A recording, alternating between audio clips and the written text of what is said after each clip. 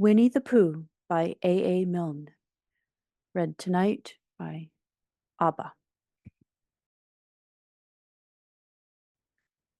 To her.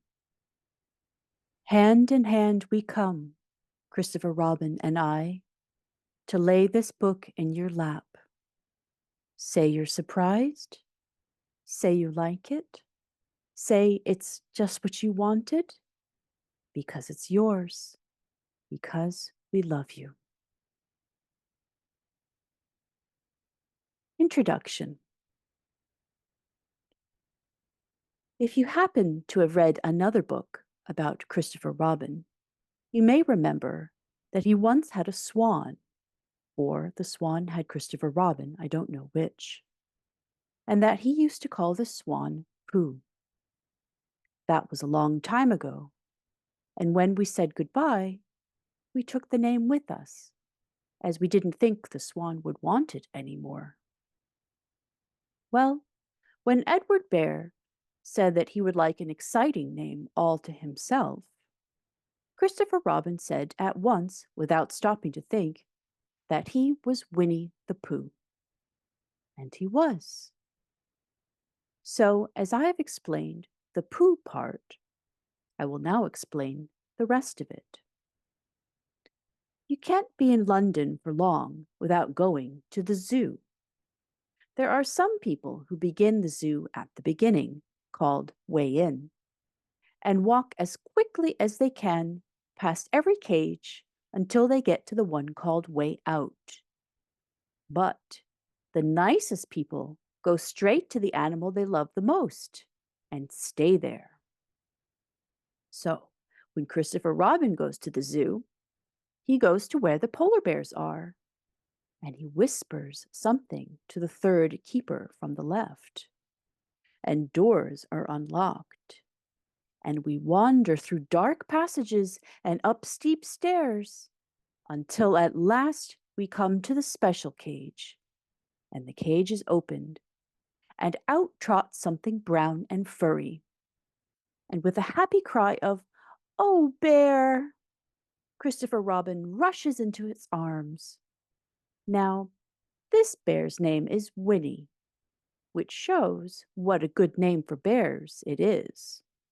But the funny thing is that we can't remember whether Winnie is called after Pooh or Pooh after Winnie.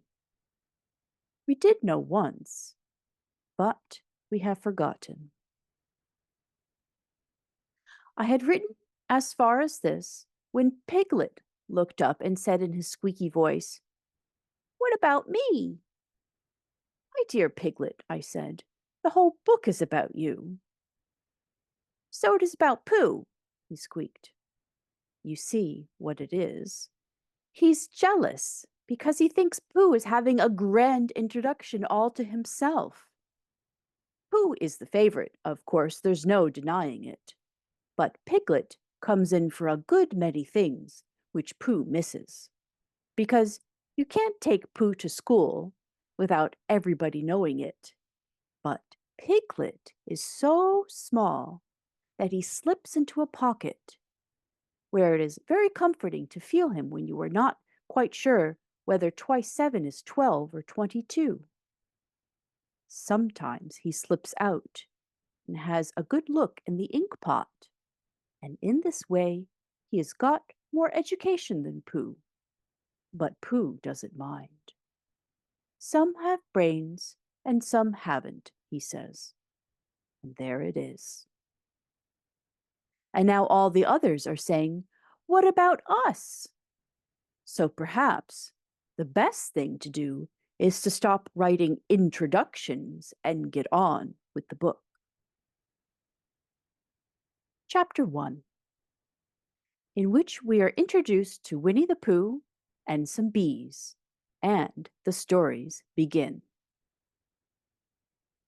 Here is Edward Bear, coming downstairs now. Bump, bump, bump. On the back of his head, behind Christopher Robin. It is, as far as he knows, the only way of coming downstairs. But sometimes he feels that there really is another way if only he could stop bumping for a moment and think of it. And then he feels that perhaps there isn't. Anyhow, here he is at the bottom and ready to be introduced to you. Winnie-the-Pooh. When I first heard his name, I said, just as you are going to say, "But I thought he was a boy." "So did I," said Christopher Robin. "Then you can't call him Winnie?" "I don't." "But you said, he's Winnie-the-Pooh. Don't you know what there means?" "Ah, yes, now I do," I said quickly. "And I hope you do too, because that is all the explanation you are going to get." Sometimes Winnie-the-Pooh likes a game of some sort when he comes downstairs, and sometimes he likes to sit quietly in front of the fire and listen to a story.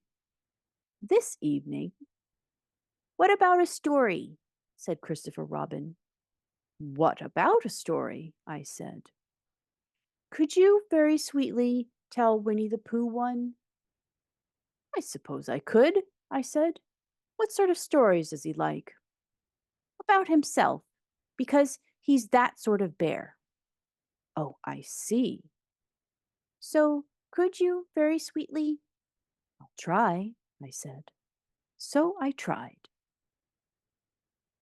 Once upon a time, a very long time ago now, about last Friday, Winnie-the-Pooh lived in a forest all by himself under the name of Sanders. "What does under the name mean?" asked Christopher Robin. "It means he had the name over the door in gold letters and lived under it." Winnie-the-Pooh wasn't quite sure, said Christopher Robin. "Now I am," said a growly voice. "Then I will go on," said I. One day, when he was out walking, he came to an open place in the middle of the forest. And in the middle of this place was a large oak tree. And from the top of the tree, there came a loud buzzing noise.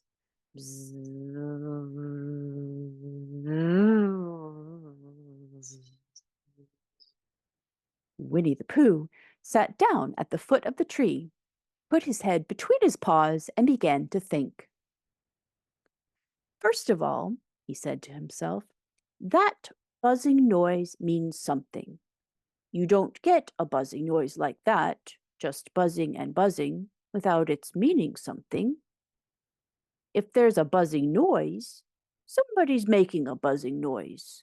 And the only reason for making a buzzing noise that I know of is because you're a bee." And then he thought another long time and said, "And the only reason for being a bee that I know of is making honey." And then he got up and said, "And the only reason for making honey is so I can eat it." So he began to climb the tree. He climbed, and he climbed, and he climbed, and as he climbed, he sang a little song to himself. It went like this. "Isn't it funny how a bear likes honey? Buzz, buzz, buzz, I wonder why he does." Then he climbed a little further, and a little further, and then just a little further. By that time, he had thought of another song. "It's a very funny thought that if bears were bees, they'd build their nests at the bottom of trees. And that being so, if the bees were bears, we shouldn't have to climb up all these stairs." He was getting rather tired by this time, so that is why he sang a complaining song. He was nearly there now, and if he stood on that branch— Crack! "Oh, help!" said Pooh, as he dropped 10 feet on the branch below him. "If only I hadn't," he said, as he bounced 20 feet onto the next branch. "You see what I meant to do." he explained as he turned head over heels and crashed onto another branch 30 feet below. What I meant to do. Of course, it was rather, he admitted, as he slithered very quickly through the next 6 branches. It all comes, I suppose, he decided. As he said goodbye to the last branch, spun around 3 times and flew gracefully into a gorse bush. It all comes of liking honey so much. Oh, help! He crawled out of the gorse bush, brushed the prickles from his nose, and began to think again. And the first person he thought of was Christopher Robin. Was that me? Said Christopher Robin in an awed voice, hardly daring to believe it. That was you. Christopher Robin said nothing, but his eyes got larger and larger, and his face got pinker and pinker.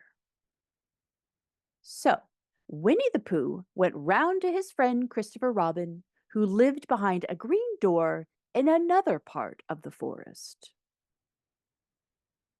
Good morning, Christopher Robin, he said. Good morning, Winnie-the-Pooh, said you. I wonder if you got such a thing as a balloon about you. A balloon? Yes, I just said to myself coming along, I wonder if Christopher Robin has such a thing as a balloon about him. I said it to myself, thinking of balloons and wondering. What do you want a balloon for? You said.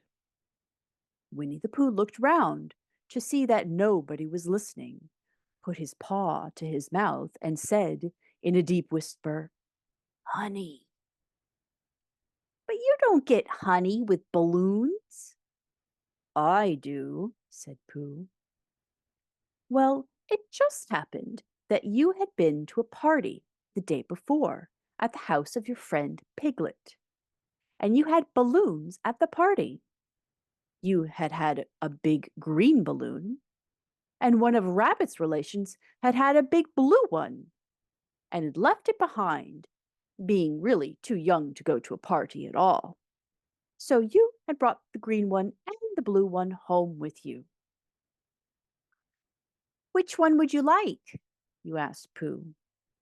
He put his head between his paws and thought very carefully. It's like this, he said. When you go after honey with a balloon, the great thing is to not let the bees know you're coming. Now, if you have a green balloon, they might think you are only part of the tree and not notice you. And if you have a blue balloon, they might think you are only part of the sky and not notice you. And the question is, which is the most likely? Wouldn't they notice you underneath the balloon? You asked. They might, or they might not, said Winnie-the-Pooh. You never can tell with bees. He thought for a moment and said, I shall try to look like a small black cloud. That will deceive them. Then you'd better have the blue balloon, you said. And so it was decided. Well, you both went out with the blue balloon, and you took your gun with you, just in case, as you always did. And Winnie-the-Pooh went to a very muddy place that he knew of, and rolled until he was black all over. And then, when the balloon was blown up as big, you and Pooh were both holding on to the string. You let go suddenly, and Pooh Bear floated gracefully up into the sky and stayed there, level with the top of the tree and about 20 feet away from it. Hooray! You shouted. Isn't that fine? Shouted Winnie-the-Pooh down to you. What do I look like? You look like a bear holding on to a balloon, you said. Not, said Pooh anxiously. Not like a small black cloud in a blue sky? Not very much. Ah, well, perhaps from up here it looks different. And, as I say, you never can tell with bees. There was no wind to blow him nearer to the tree, so there he stayed. You could see the honey. He could smell the honey, but he couldn't quite reach the honey. After a little while, he called down to you. Christopher Robin, he said in a loud whisper. Hello? I think the bees suspect something. What sort of thing? I don't know, but something tells me that they're suspicious. Perhaps they think you're after their honey. It may be that. You never can tell with bees. There was another little silence, and then he called down to you again. Christopher Robin, Yes? have you an umbrella in your house? I think so.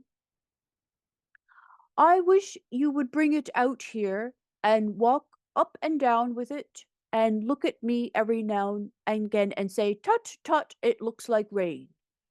I think if you did that, it would help the deception which we are practicing on these bees. Well, you laughed to yourself. Silly old bear. But you didn't say it aloud because you were so fond of him, and you went home for your umbrella. Oh, there you are, called down Winnie-the-Pooh as soon as you got back to the tree. I was beginning to get anxious. I have discovered that the bees are now definitely suspicious. Shall I put my umbrella up? You said.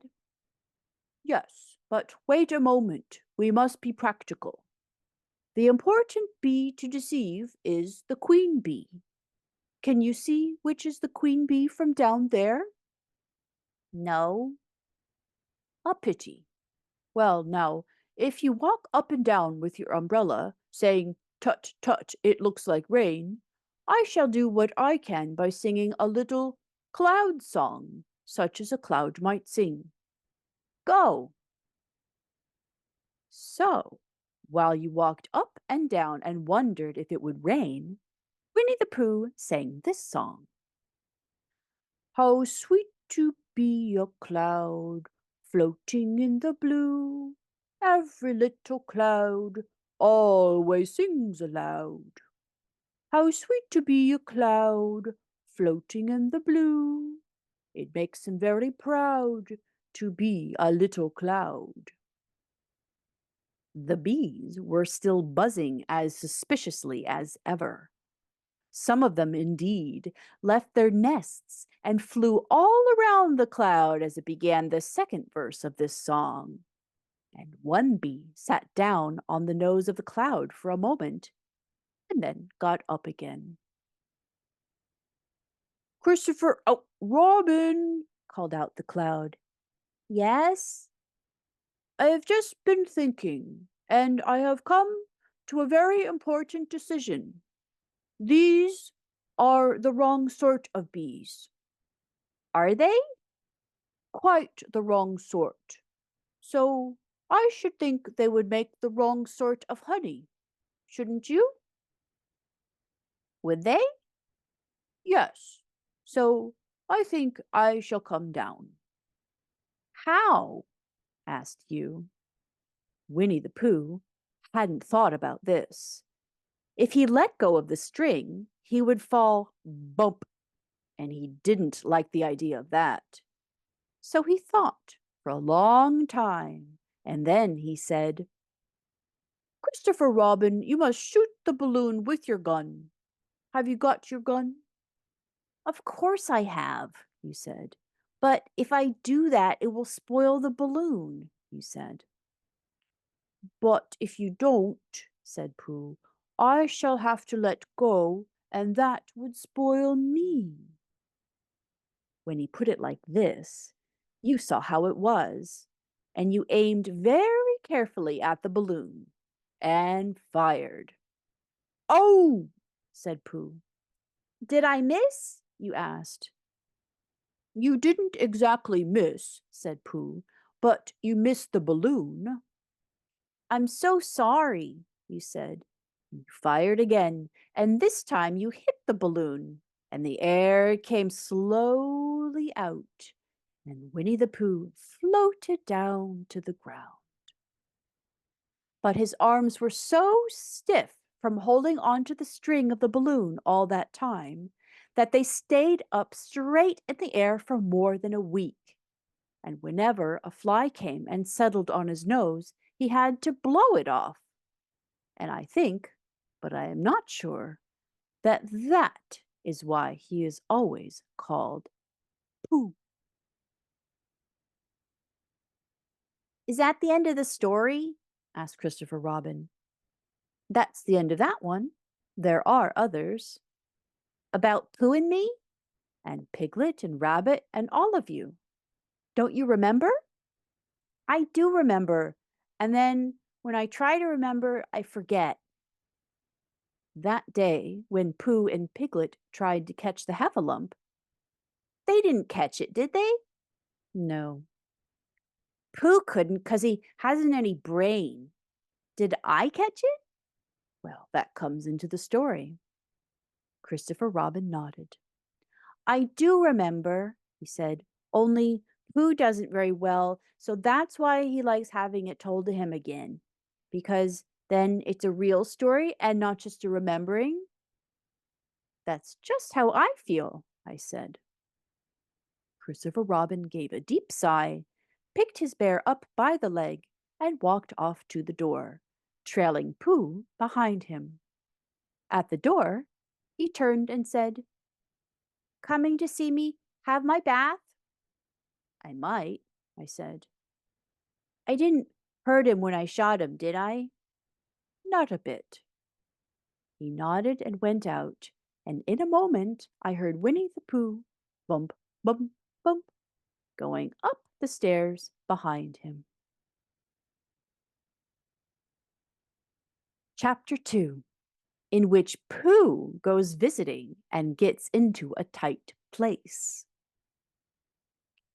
Edward Bear, known to his friends as Winnie-the-Pooh, or Pooh for short, was walking through the forest one day, humming proudly to himself.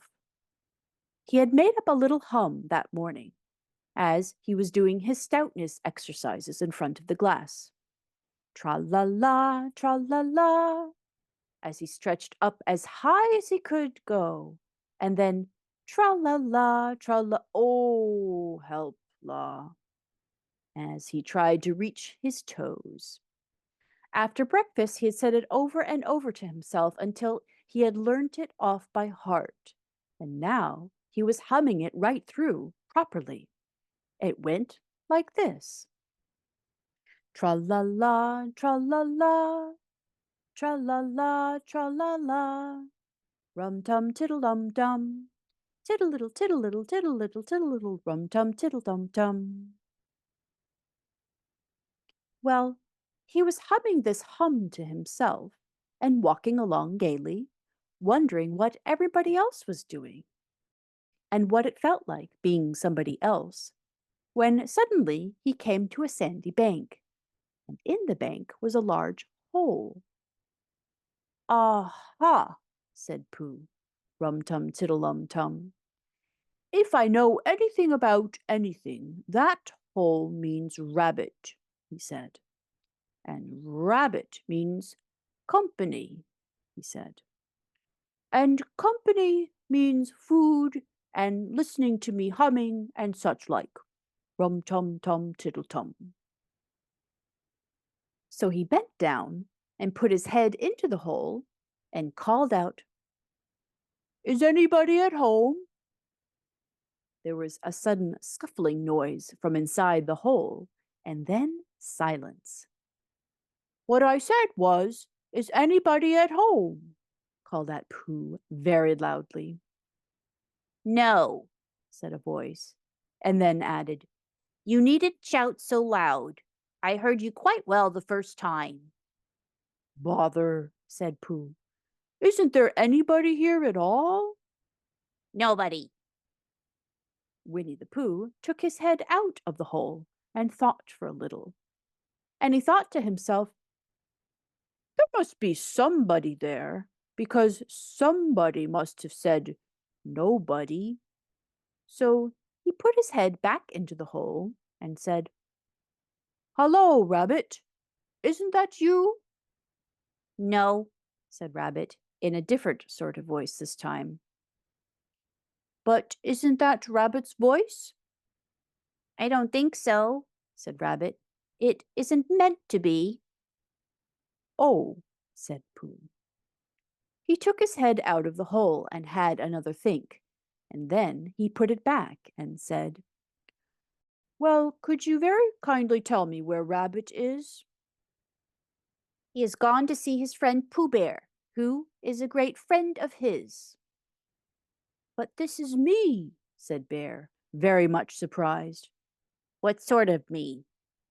Pooh Bear. Are you sure? Said Rabbit, still more surprised. Quite sure, said Pooh.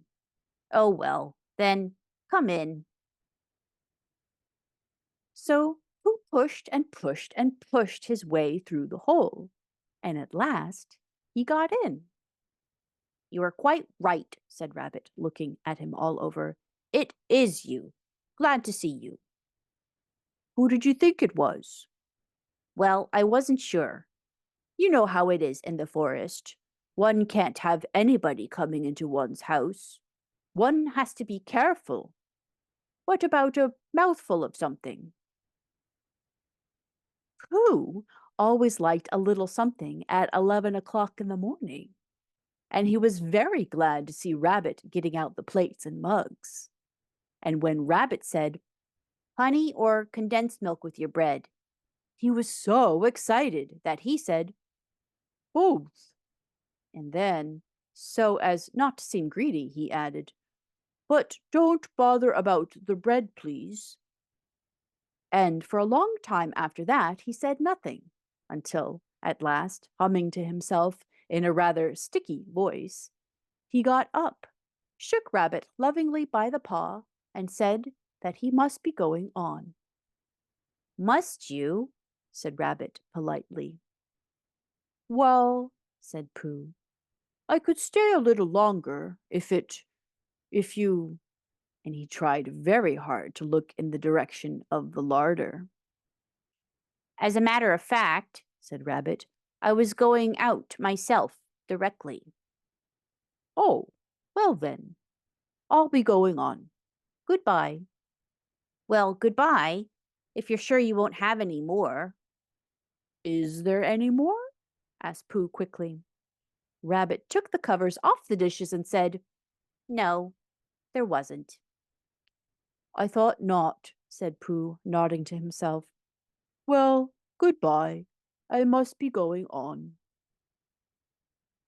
So he started to climb out of the hole.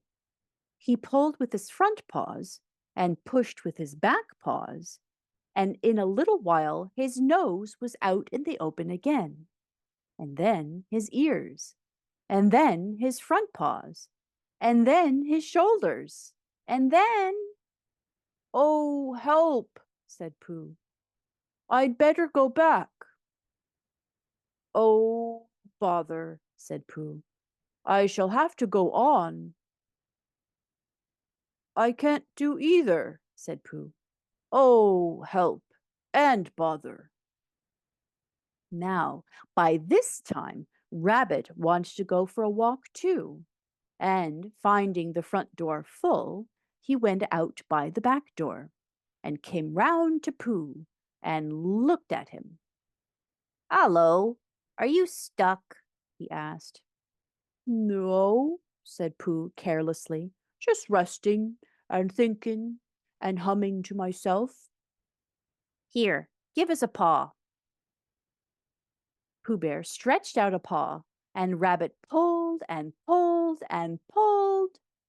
Oh, cried Pooh, you're hurting. The fact is, said Rabbit, you're stuck. It all comes, said Pooh crossly, of not having front doors big enough.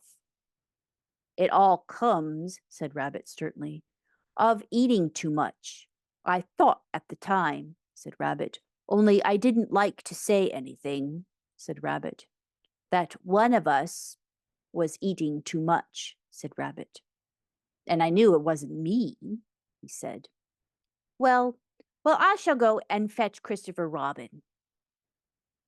Christopher Robin lived at the other end of the forest, and when he came back with Rabbit and saw the front half of Pooh, he said, Silly old bear, in such a loving voice that everybody felt quite hopeful again. I was just beginning to think, said Bear, sniffing slightly, that Rabbit might never be able to use his front door again, and I should hate that, he said. So should I, said Rabbit. Use his front door again? Said Christopher Robin. Of course he'll use his front door again. Good, said Rabbit. If we can't pull you out, Pooh, we might push you back. Rabbit scratched his whiskers thoughtfully and pointed out that when once Pooh was pushed back, he was back. And, of course, nobody was more glad to see Pooh than he was. Still, there it was. Some lived in trees and some lived underground. You mean I'd never get out? Said Pooh. I mean, said Rabbit, that having got so far, it seems a pity to waste it. Christopher Robin nodded. There's only one thing to be done, he said. We shall have to wait for you to get thin again. But how long does getting thin take? Asked Pooh anxiously. About a week, I should think. But I can't stay here for a week. You can stay here all right, silly old bear. It's getting you out which is difficult. We'll read to you, said Rabbit cheerfully. And I hope it won't snow, he added. And I say, old fellow, you're taking up a good deal of room in my house. Do you mind if I use your back legs as a towel horse? Because, I mean, there they are, doing nothing, and it would be very convenient just to hang the towels on them. A week, said Pooh gloomily. What about meals? I'm afraid no meals, said Christopher Robin, because of getting thin quicker. But we will read to you.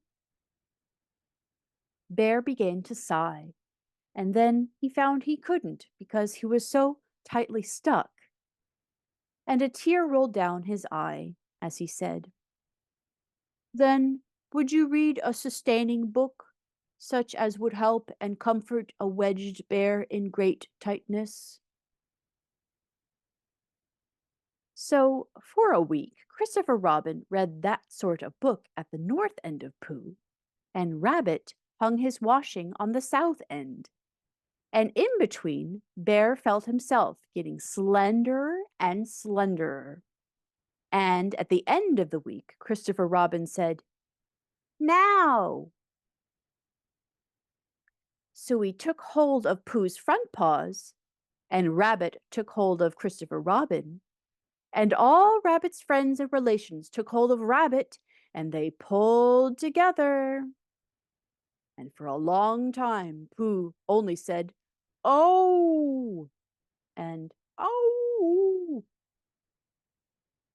And then, all of a sudden, he said, Pop! Just as if a cork were coming out of a bottle.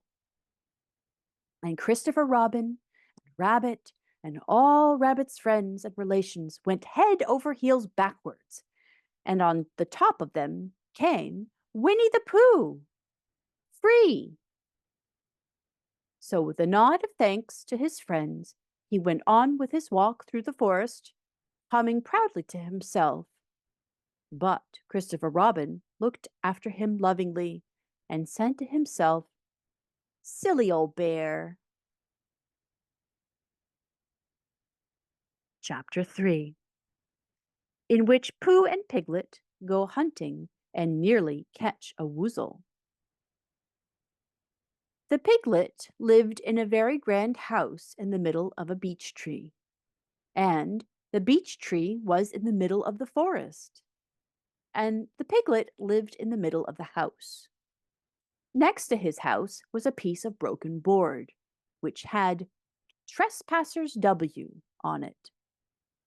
When Christopher Robin asked the piglet what it meant, he said it was his grandfather's name, and it had been in the family for a very long time.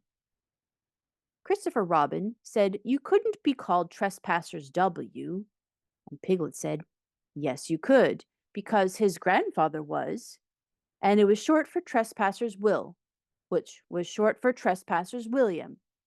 And his grandfather had had two names in case he lost one, Trespassers after an uncle, and William after Trespassers. I've got two names, said Christopher Robin carelessly. Well, there you are. That proves it, said Piglet.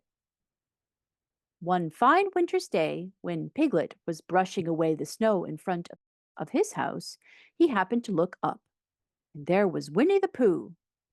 Pooh was walking around and round in a circle, thinking of something else, and when Piglet called to him, he just went on walking. Hello, said Piglet. What are you doing?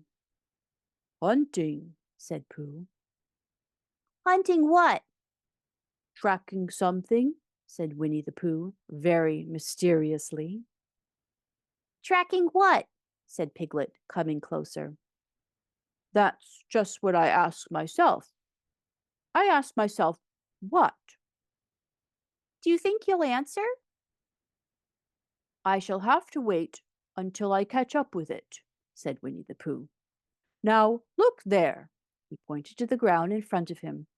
What do you see there? Tracks, said Piglet. Paw marks. He gave a little squeak of excitement. Oh, Pooh, do you think it's a woozle? It may be, said Pooh. Sometimes it is, and sometimes it isn't. You never can tell with paw marks. With these few words, he went on tracking, and Piglet, after watching him for a minute or two, ran after him. Winnie-the-Pooh had come to a sudden stop, and was bending over the tracks in a puzzled sort of way. What's the matter? Asked Piglet. It's a very funny thing, said Bear. But there seem to be two animals now. This, whatever it was, has been joined by another, whatever it is, and the two of them are now proceeding in company. Do you mind coming with me, Piglet, in case they turn out to be hostile animals? Piglet scratched his ear in a nice sort of way, and said that he had nothing to do until Friday, and would be delighted to come, in case it really was a woozle. You mean in case it really is two woozles, said Winnie-the-Pooh. And Piglet said that anyhow he had nothing to do until Friday, so off they went together. There was a small spinney of larch trees just here, and it seemed as if the two woozles, if that's what they were, had been going around the spinney. So round the spinney went Pooh and Piglet after them. Piglet passing the time by telling Pooh what his grandfather, Trespassers W, had done to remove stiffness after tracking, and how his grandfather's Trespassers W had suffered in his later years from shortness of breath and other matters of interest, and Pooh wondering what a grandfather was like, and if perhaps this was two grandfathers they were after now, and if so, would he be allowed to take one home and keep it? And what Christopher Robin would say. And still the tracks went on in front of them. Suddenly, Winnie-the-Pooh stopped and pointed excitedly in front of him. Look! What? Said Piglet with a jump. And then, to show that he hadn't been frightened, he jumped up and down once or twice, more in an exercising sort of way. "The tracks," said Pooh. "A third animal has joined the other two." Pooh, cried Piglet.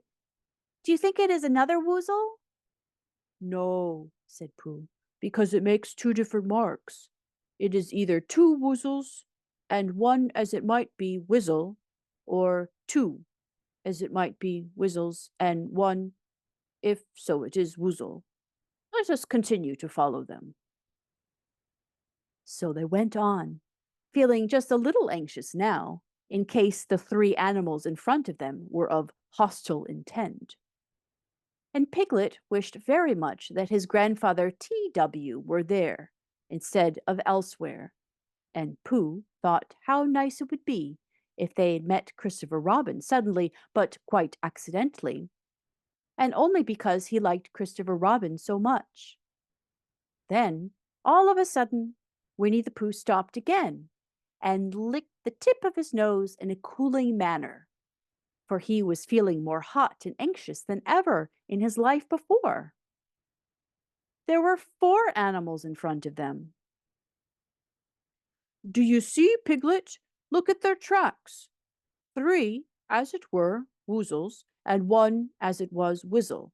Another woozle has joined them." And so it seemed to be. There were the tracks, crossing over each other here, getting muddled up with each other there, but quite plainly, every now and then, the tracks of 4 sets of paws. I think, Said Piglet, when he had licked the tip of his nose too, and found that it brought very little comfort. I think I've just remembered something. Just remembered something that I forgot to do yesterday and shan't be able to do tomorrow. So I suppose I really ought to go back and do it now. "Well, we'll do it this afternoon, and I'll come with you," said Pooh. It isn't the sort of thing you could do in the afternoon, said Piglet quickly. It's a very particular morning thing. It has to be done in the morning, and if possible, between the hours of what would you say the time was? "About 12," said Winnie-the-Pooh, looking at the sun. Between, as I was saying, the hours of 12 and 12:05. So, really, dear old Pooh, if you'll excuse me, what's that? Pooh looked up at the sky, and then, as he heard the whistle again, he looked up into the branches of a big oak tree, and then he saw a friend of his. "It's Christopher Robin," he said. Ah, then you'll be all right, said Piglet. You'll be quite safe with him. Goodbye. And he trotted off home as quickly as he could, very glad to be out of all danger again. Christopher Robin came slowly down his tree. Silly old bear, he said. What were you doing? First, you went around the spinney twice by yourself, and then Piglet ran after you, and you went around again together. And then you were just going around a 4th time. "Wait a moment," said Winnie-the-Pooh, holding up his paw. He sat down and thought, in the most thoughtful way he could think. Then he fitted his paw into one of the tracks. Then he scratched his nose twice and stood up. "Yes," said Winnie-the-Pooh. "I see now," said Winnie-the-Pooh. "I have been foolish and deluded," said he, "and I am a bear of no brain at all." "You're the best bear in all the world," said Christopher Robin soothingly. "Am I?" said Pooh hopefully, and then he brightened up suddenly. "Anyhow," he said, "it's nearly luncheon time." So he went home for it. Chapter 4, in which Eeyore loses a tail and Pooh finds one. The old gray donkey, Eeyore, stood by himself in a thistly corner of the forest. his front feet well apart, his head on one side, and thought about things. Sometimes he thought sadly to himself, "Why?" And sometimes he thought, "Wherefore?" And sometimes he thought, "Insomuch as which?" And sometimes he didn't quite know what he was thinking about. So when Winnie the Pooh came stumping along, Eeyore was very glad to be able to stop thinking for a while, in order to say, "How do you do?" in a gloomy manner to him. "And how are you?" said Winnie the Pooh. Eeyore shook his head from side to side. "Not very how," he said. "I don't seem to have felt at all how for a long time." "Dear, dear," said Pooh, "I'm sorry about that. Let's have a look at you." So Eeyore stood there, gazing sadly at the ground, and Winnie the Pooh walked all around him once. "Why, what's happened to your tail?" he said in surprise. "What has happened to it?" said Eeyore. "It isn't there." "Are you sure?" "Well, either a tail is there or it isn't there. You can't make a mistake about it. And yours isn't there." "Then what is?" "Nothing." "Let's have a look," said Eeyore, and he turned slowly round to the place where his tail had been a little while ago. And then, finding that he couldn't catch it up, he turned round the other way until he came back to where he was at first. And then he put his head down and looked between his front legs. And at last he said, with a long, sad sigh, "I believe you're right." "Of course I'm right," said Pooh. "That accounts for a good deal," said Eeyore gloomily. "It explains everything. No wonder." "You must have left it somewhere," said Winnie the Pooh. "Somebody must have taken it," said Eeyore. "How like them," he added after a long silence. Pooh felt that he ought to say something helpful about it, but he didn't quite know what. So he decided to do something helpful instead. "Eeyore," he said solemnly, "I, Winnie the Pooh, will find your tail for you." "Thank you, Pooh," answered Eeyore. "You're a real friend," he said. "Not like some," he said. So Winnie the Pooh went off to find Eeyore's tail. It was a fine spring morning in the forest as he started out. Little soft clouds played happily in a blue sky, skipping from time to time in front of the sun, as if they had come to put it out, and then sliding away suddenly, so that the next might have his turn. Through them and between them, the sun shone bravely, and a copse, which had worn its furs all the year round, seemed old and dowdy now, besides the new green lace, which the beeches had put on so prettily.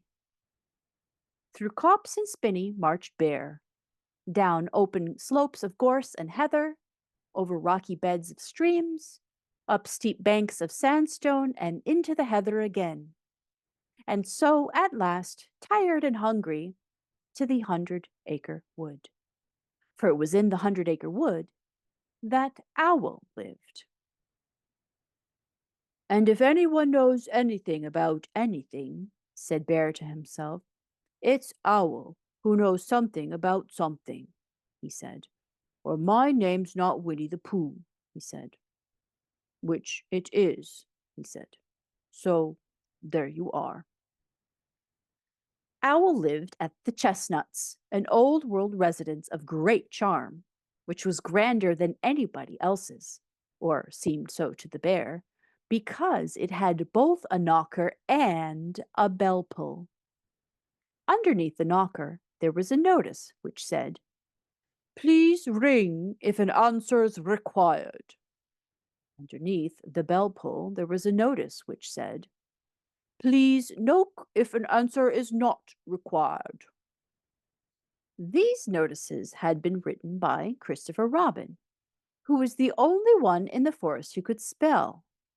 For Owl, wise though he was in many ways, able to read and write and spell his own name WOL, yet somehow went all to pieces over delicate words like measles and buttered toast.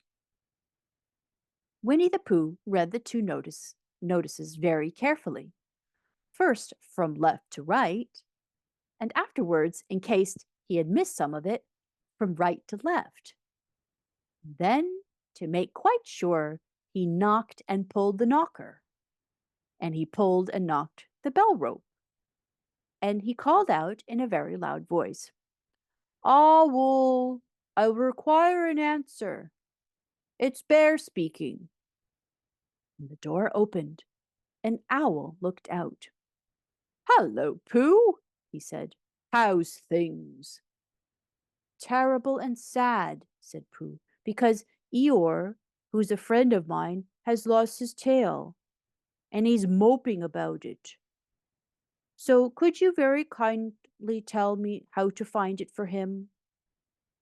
"Well," said Owl, "the customary procedure in such cases is as follows." "What does crustimony proceed cake mean?" said Pooh, "for I am a bear of very little brain, and long words bother me." "It means the thing to do." "As long as it means that, I don't mind," said Pooh humbly. "The thing to do is as follows. First, issue a reward. Then—" "Just a moment," said Pooh, holding up his paw. "What do we do to this? What you were saying? You sneezed just as you were going to tell me." "I didn't sneeze." "Yes, you did, Owl." "Excuse me, Pooh, I didn't. You can't sneeze without knowing it." "Well, you can't know it without something having been sneezed." "What I said was, first issue a reward." "You're doing it again," said Pooh, sadly. "A reward," said Owl very loudly. "We write a notice to say that we will give a large something to anybody who finds Eeyore's tail." I see," said Pooh, nodding his head. "Talking about large somethings," he went on dreamily, "I generally have a small something about this time in the morning." And he looked wistfully at the cupboard in the corner of Owl's parlor. "Just a mouthful of condensed milk or what not. With perhaps a lick of honey?" "Well, then," said Owl, "we write out this notice and we put it up all over the forest." "A lick of honey," murmured Bear to himself, or not, as the case may be." And he gave a deep sigh and tried very hard to listen to what Owl was saying. But Owl went on, using longer and longer words, until at last he came back to where he started, and he explained that the person to write out this notice was Christopher Robin. "It was he who wrote the notes on my front door for me. Did you see them, Pooh?" For some time now, Pooh had been saying yes and no in turn, with his eyes shut, to all that Owl was saying, and having said yes, yes last time, he said no, not at all now, without really knowing what Owl was talking about. "Didn't you see them?" said Owl, a little surprised. "Come and look at them now." So they went inside, and Pooh looked at the knocker and the notice below it, and he looked at the bell rope and the notice below that. And the more he looked at the bell rope, the more he felt that he had seen something like it somewhere else some time before. Handsome bell rope, isn't it? Said Owl. Pooh nodded. It reminds me of something, he said, but I can't think what. Where did you get it? I just came across it in the forest. It was hanging over a bush, and I thought at first somebody lived there. So I rang it, and nothing happened. And then I rang it again very loudly, and it came off in my hand, and as nobody seemed to want it, I took it home and— Owl, said Pooh solemnly, you made a mistake. Somebody did want it. Who? My dear friend Eeyore. He was fond of it. Fond of it? Attached to it, said Winnie-the-Pooh sadly. So with these words he unhooked it and carried it back to Eeyore. And when Christopher Robin had nailed it on in its right place again, Eeyore frisked about the forest, waving his tail so happily that Winnie-the-Pooh came over all funny and had to hurry home for a little snack of something to sustain him.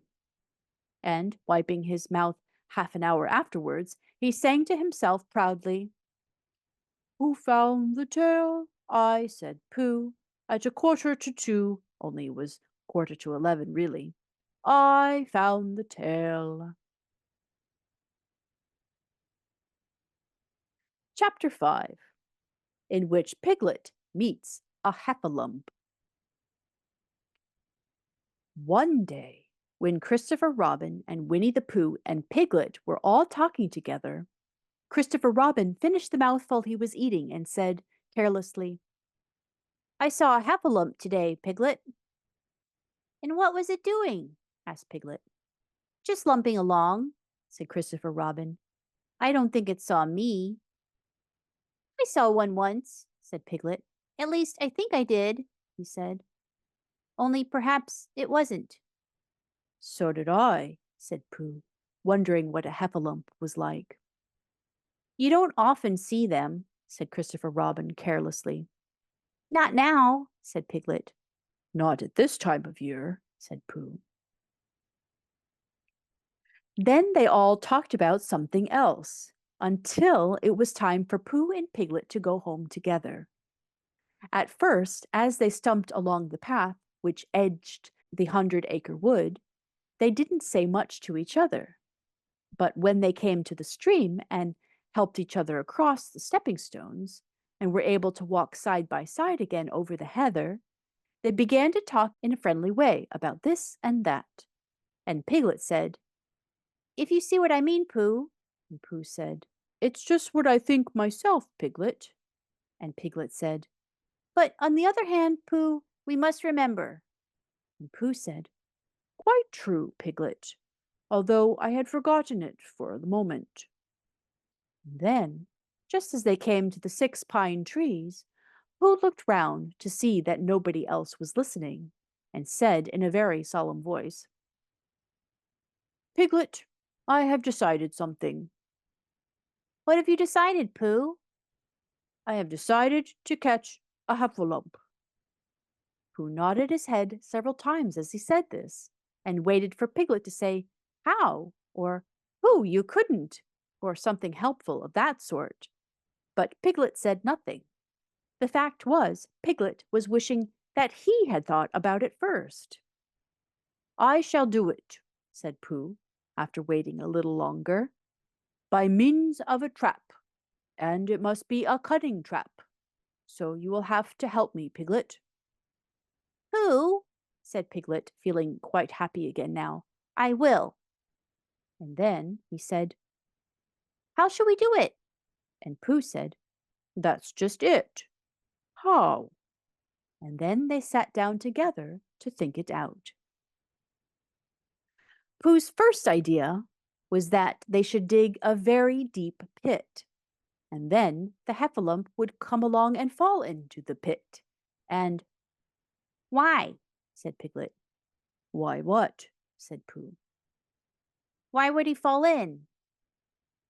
Pooh rubbed his nose with his paw and said that the heffalump might be walking along humming a little song and looking up at the sky, wondering if it would rain, and so he wouldn't see the very deep pit until he was halfway down, when it would be too late. Piglet said that this was a very good trap, but supposing it were raining already? Who rubbed his nose again and said he hadn't thought of that. And then he brightened up and said that if it were raining already, the Heffalump would be looking at the sky, wondering if it would clear up, and so he wouldn't see the very deep pit until he was halfway down, when it would be too late. Piglet said that, now that this point had been explained, he thought it was a cunning trap. Pooh was very proud when he heard this, and he felt that the Heffalump was as good as caught already. But there was just one other thing which had to be thought about, and it was this: where should they dig the very deep pit? Piglet said that the best place would be somewhere where a Heffalump was, just before he fell into it, only about a foot farther on. But then he would see us digging it, said Pooh. Not if he was looking at the sky. He would suspect, said Pooh, if he happened to look down. He thought for a long time, and then added sadly, It isn't as easy as I thought. I suppose that's why Heffalumps hardly ever get caught. That must be it, Said Piglet. They sighed and got up, and when they had taken a few gorse prickles out of themselves, they sat down again. And all the time Pooh was saying to himself, If only I could think of something. For he felt sure that a very clever brain could catch a Heffalump if only he knew the right way to go about it. Suppose, he said to Piglet, you wanted to catch me. How would you do it? Well, said Piglet, I would do it like this. I should make a trap, and I should put a jar of honey in the trap, and you would smell it, and you would go in after it.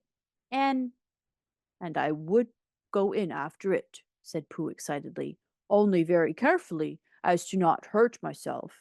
And I would get to the jar of honey, and I should lick around the edges, first of all, pretending there wasn't any more, and then I should walk away and think about it a little. And then I should come back and start licking in the middle of the jar, and then. well, never mind about that. There you would be, and there I should catch you. Now, the first thing to think of is, what do Heffalumps like? I should think acorns, shouldn't you? We'll get a lot of. I say, wake up, Pooh. Pooh, who had gone into a happy dream, woke up with a start and said that honey was a much more trappy thing than acorns. Piglet didn't think so, and they were just going to argue about it when Piglet remembered that if they put acorns in the trap, he would have to find the acorns. But if they put honey, then Pooh would have to give up some of his own honey. So he said, All right, honey then. just as Pooh remembered it too. He was going to say, All right, acorns. Honey, said Piglet to himself in a thoughtful way, as if it were now settled. I'll dig the pit while you go and get the honey. Very well, said Pooh, and he stumped off. As soon as he got home, he went to the larder, and he stood on a chair, and he took down a very large jar of honey from the top shelf. It had honey written on it, but just to make sure, he took off the paper cover and looked at it, and it looked just like honey. But you never can tell, said Pooh. I remember my uncle saying once that he had seen cheese just this color. So he put his tongue in and took a large lick. Yes, he said, it is. No doubt about that. And honey, I should say right down to the bottom of the jar. Unless, of course, he said. Somebody put cheese in at the bottom just for a joke. Perhaps I had better go a little further, just in case Heffalumps don't like cheese, same as me. Ah, and he gave a deep sigh. I was right. It is honey, right the way down. Having made certain of this, he took the jar back to Piglet, and Piglet looked up from the bottom of his very deep pit and said, Got it? And Pooh said, Yes, but it isn't quite a full jar. And he threw it down to Piglet, and Piglet said, No, it isn't. Is that all you've got left? And Pooh said, Yes, because it was. So Piglet put the jar at the bottom of the pit and climbed out, and they went off home together. Well, good night, Pooh, said Piglet, when they had got to Pooh's house. And we meet at 6 o'clock tomorrow morning by the pine trees and see how many heffalumps we got in our trap. 6 o'clock, Piglet. And have you got any string? No. Why would you want string? To lead them home with. Oh, I think heffalumps come if you whistle. Some do and some don't. You never can tell with heffalumps. Well, good night. Good night. And off Piglet trotted to his house Trespassers W, while Pooh made his preparations for bed. Some hours later, just as the night was beginning to steal away, Pooh woke up suddenly with a sinking feeling. He had had that sinking feeling before, and he knew what it meant. He was hungry. So he went to the larder, and he stood on a chair and reached up to the top shelf and found nothing. That's funny, he thought. I know I had a jar of honey there. A full jar full of honey, right up to the top, and it had honey written on it, so that I should know it was honey. That's very funny. And then he began to wander up and down, wondering where it was and murmuring a murmur to himself, like this. It's very, very funny, 'cause I know I had some honey, 'cause it had a label on saying honey. A galoptious full pot too. And I don't know where it's got to, and I don't know where it's gone. Well, it's funny. And he murmured this to himself 3 times in a singing sort of way, when suddenly he remembered. He had put it in the cunning trap to catch the heffalump. Bother, said Pooh. It all comes of trying to be kind to heffalumps. And he got back into bed. But he couldn't sleep. The more he tried to sleep, the more he couldn't. He tried counting sheep, which is sometimes a good way of getting to sleep, and as that was no good, he tried counting heffalumps, and that was worse, because every heffalump he counted was making straight for a pot of Pooh's honey and eating it all. For some minutes he lay there miserably. But when the 587th heffalump was licking its jaws and saying to itself, Very good honey, this. I don't know when I've tasted better, Pooh could bear it no longer. He jumped out of bed, ran out of the house, and ran straight to the 6 pine trees.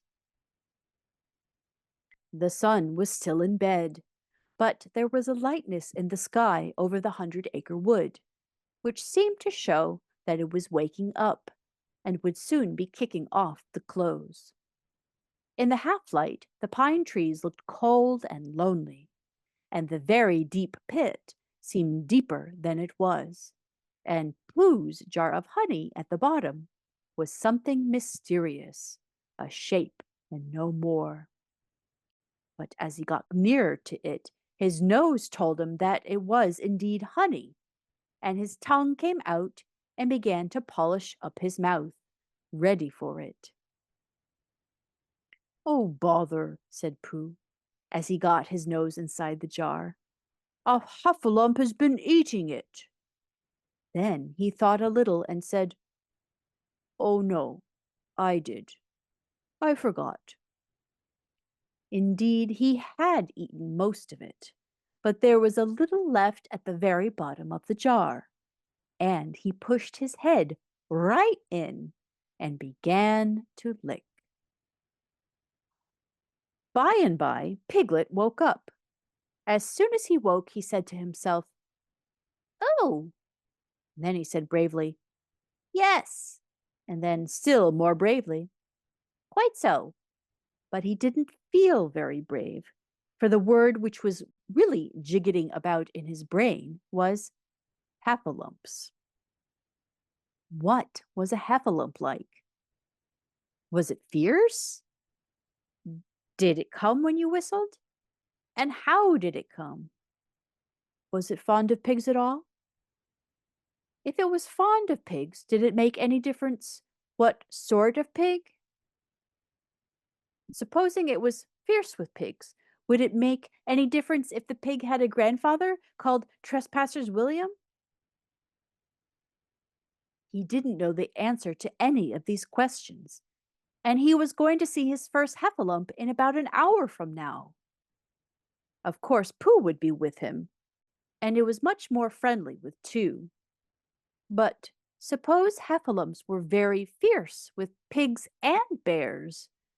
Wouldn't it be better to pretend that he had a headache and couldn't go up to the 6 pine trees this morning? But then suppose that it was a very fine day, and there was no heffalump in the trap. Here he would be in bed all the morning, simply wasting his time for nothing. What should he do? And then he had a very clever idea. He would go up very quietly to the 6 pine trees now, peep very cautiously into the trap, and see if there was a heffalump there.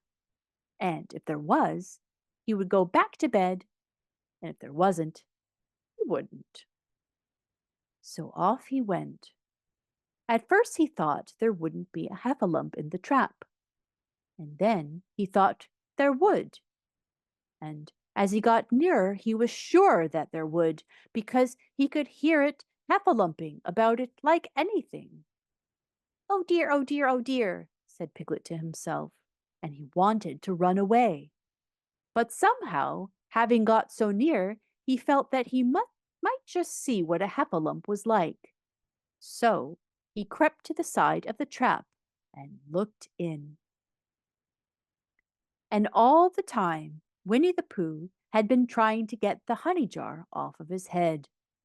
The more he shook it, the more tightly it stuck.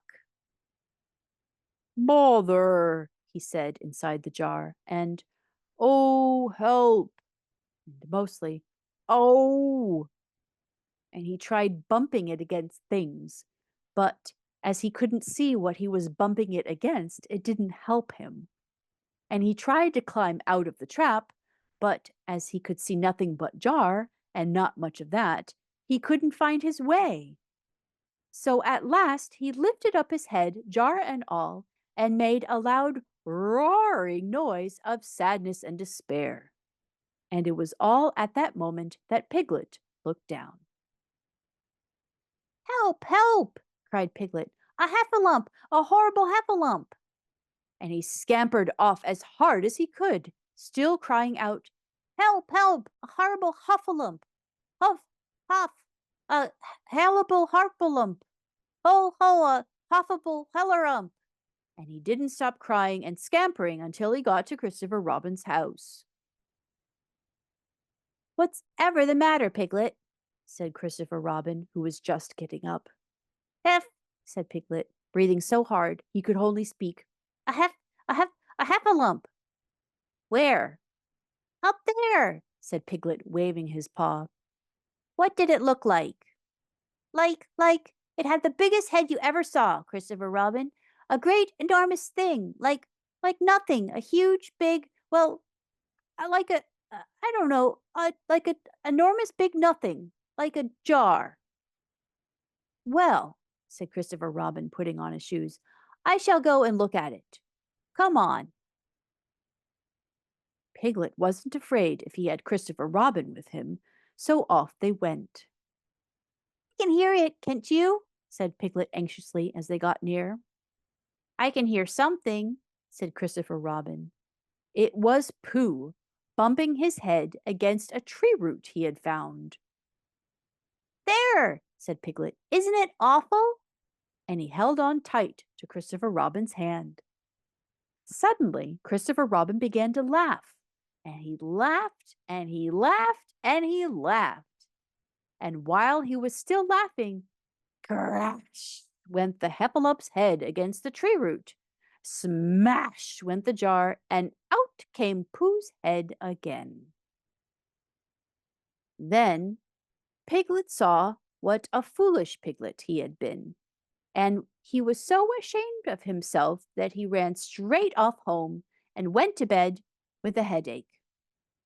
But Christopher Robin and Pooh went home to breakfast together.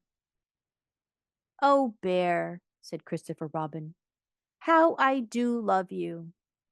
So do I, said Pooh.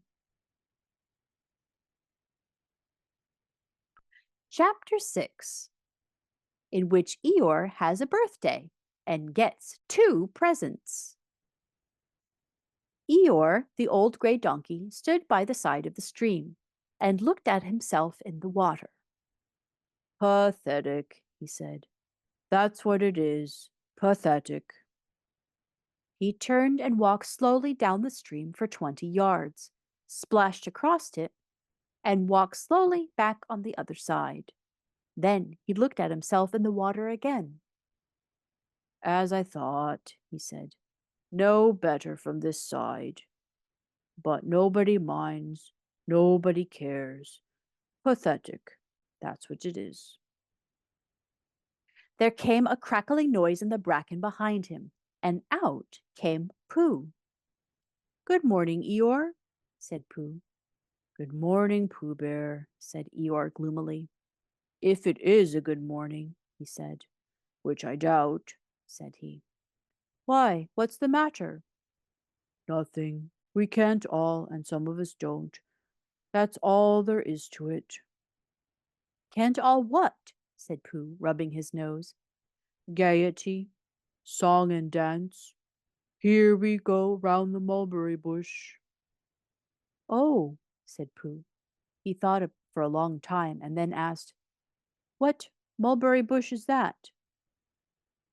Bonhomie, went Eeyore gloomily. French word meaning bonhomie, he said. I'm not complaining, but there it is. Pooh sat down on a large stone and tried to think this out.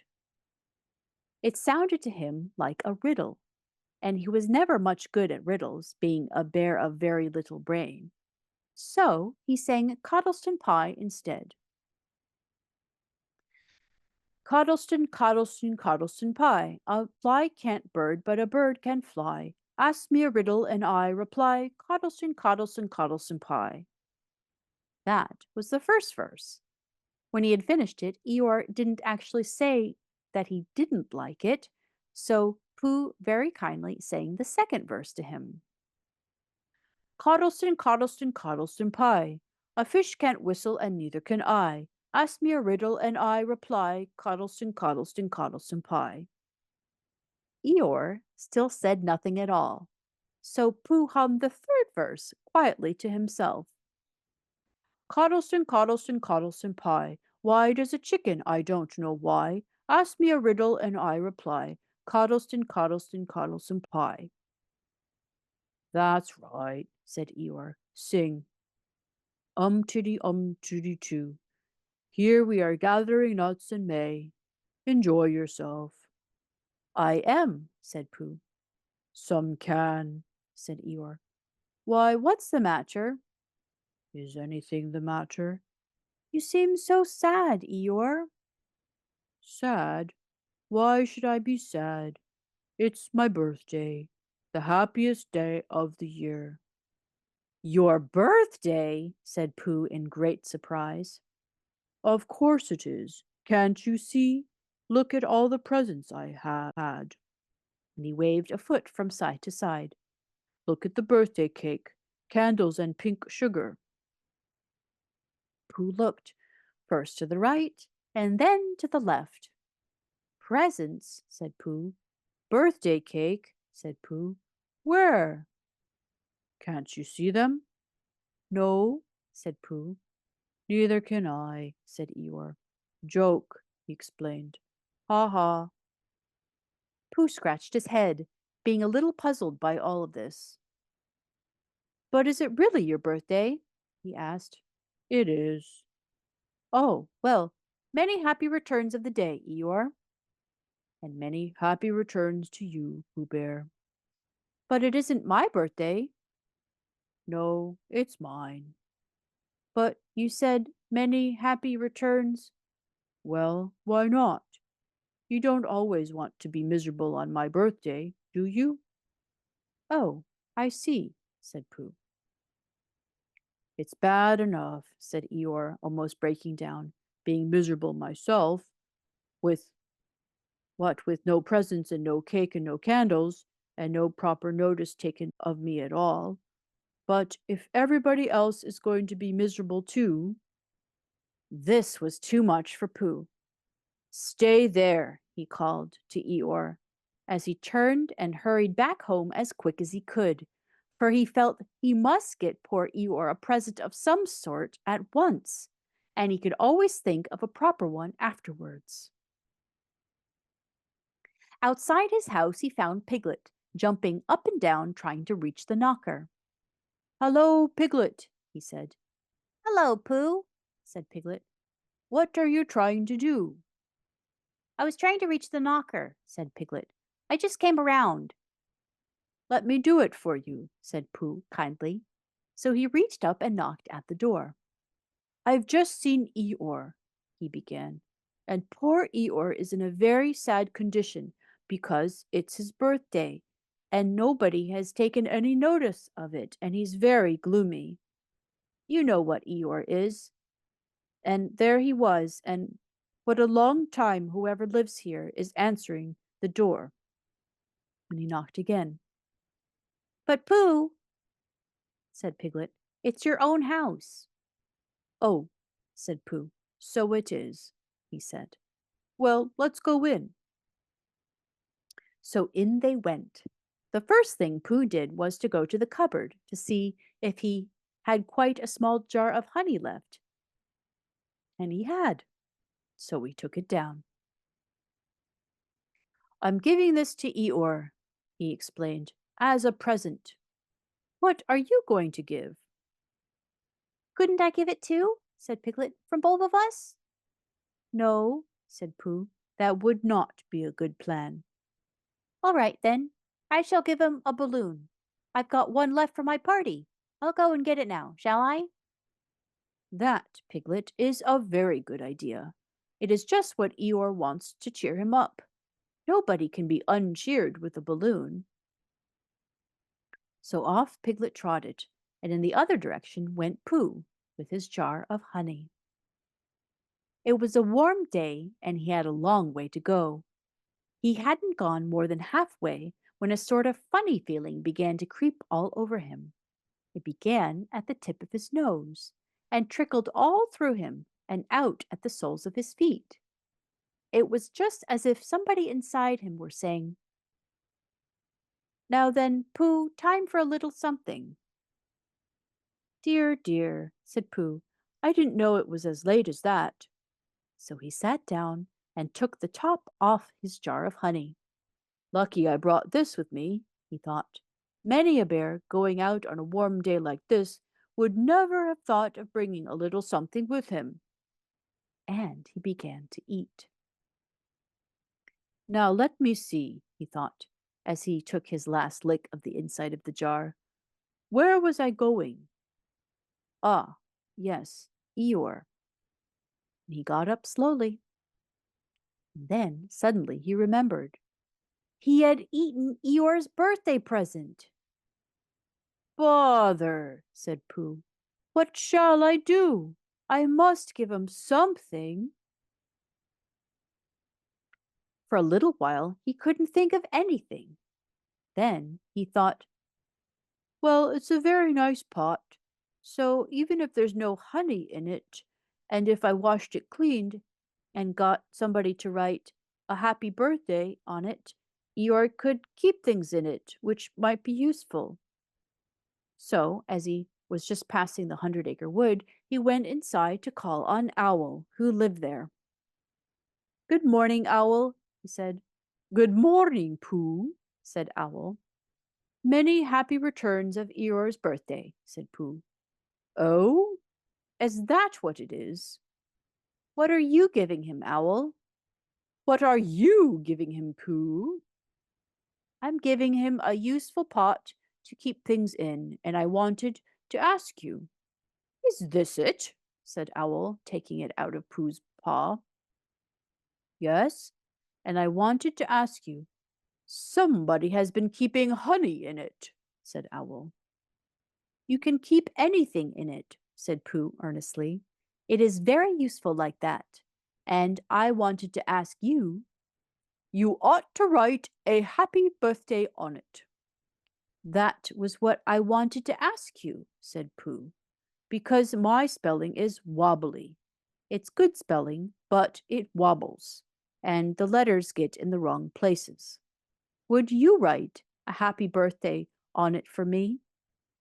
It's a nice pot, said Owl, looking at it all around. Couldn't I give it too, from both of us? No, said Pooh, that would not be a good plan. Now, I'll just wash it first, and then you can write on it. Well, he washed the pot out and dried it, while Owl licked the end of his pencil and wondered how to spell birthday. Can you read, Pooh? He asked a little anxiously. There's a notice about knocking and ringing outside my door, which Christopher Robin wrote. Could you read it? Christopher Robin told me what it said, and then I could. Well, I'll tell you what this says, and then you'll be able to. So Owl wrote, and this is what he wrote. Hippy pappy day. Pooh looked on admiringly. I am just saying a happy birthday, said Owl carelessly. It's a nice long one, said Pooh, very much impressed by it. Well, actually, of course, I'm saying a very happy birthday with love from Pooh. Naturally, it takes a good deal of pencil to say a long thing like that. Oh, I see, said Pooh. While all this was happening, Piglet had gone back to his own house to get Eeyore's balloon. He held it very tightly against himself so that it wouldn't blow away, and he ran as fast as he could so as to get Eeyore before Pooh did, for he thought that he would like to be the first one to give a present, just as if he had thought of it without being told by anybody. And, running along, and thinking how pleased Eeyore would be, he didn't look where he was going, and suddenly he put his foot in a rabbit hole and fell down flat on his face. Bang! Piglet lay there, wondering what had happened. At first he thought the whole world had blown up, and then he thought that perhaps only the forest part of it had, and then he thought that perhaps only he had, and he was now alone in the moon or somewhere, and he would never see Christopher Robin or Pooh or Eeyore again. And then he thought, well, even if I'm in the moon, I needn't be face downwards all the time. So he got cautiously up and looked about him. He was still in the forest. Well, that's funny, he thought. I wonder what that bang was. I couldn't have made such a noise just falling down. And where's my balloon? And what's that small piece of damp rag doing? It was the balloon. Oh dear, said Piglet. Oh dear, oh dearie, dearie, dear. Well, It's too late now. I can't go back, and I haven't another balloon. And perhaps Eeyore doesn't like balloons so very much. So he trotted on, rather sadly now, and down he came to the side of the stream where Eeyore was, and called out to him. Good morning, Eeyore, Shouted Piglet. Good morning, little piglet, said Eeyore. If it is a good morning, he said. Which I doubt, said he. Not that it matters, he said.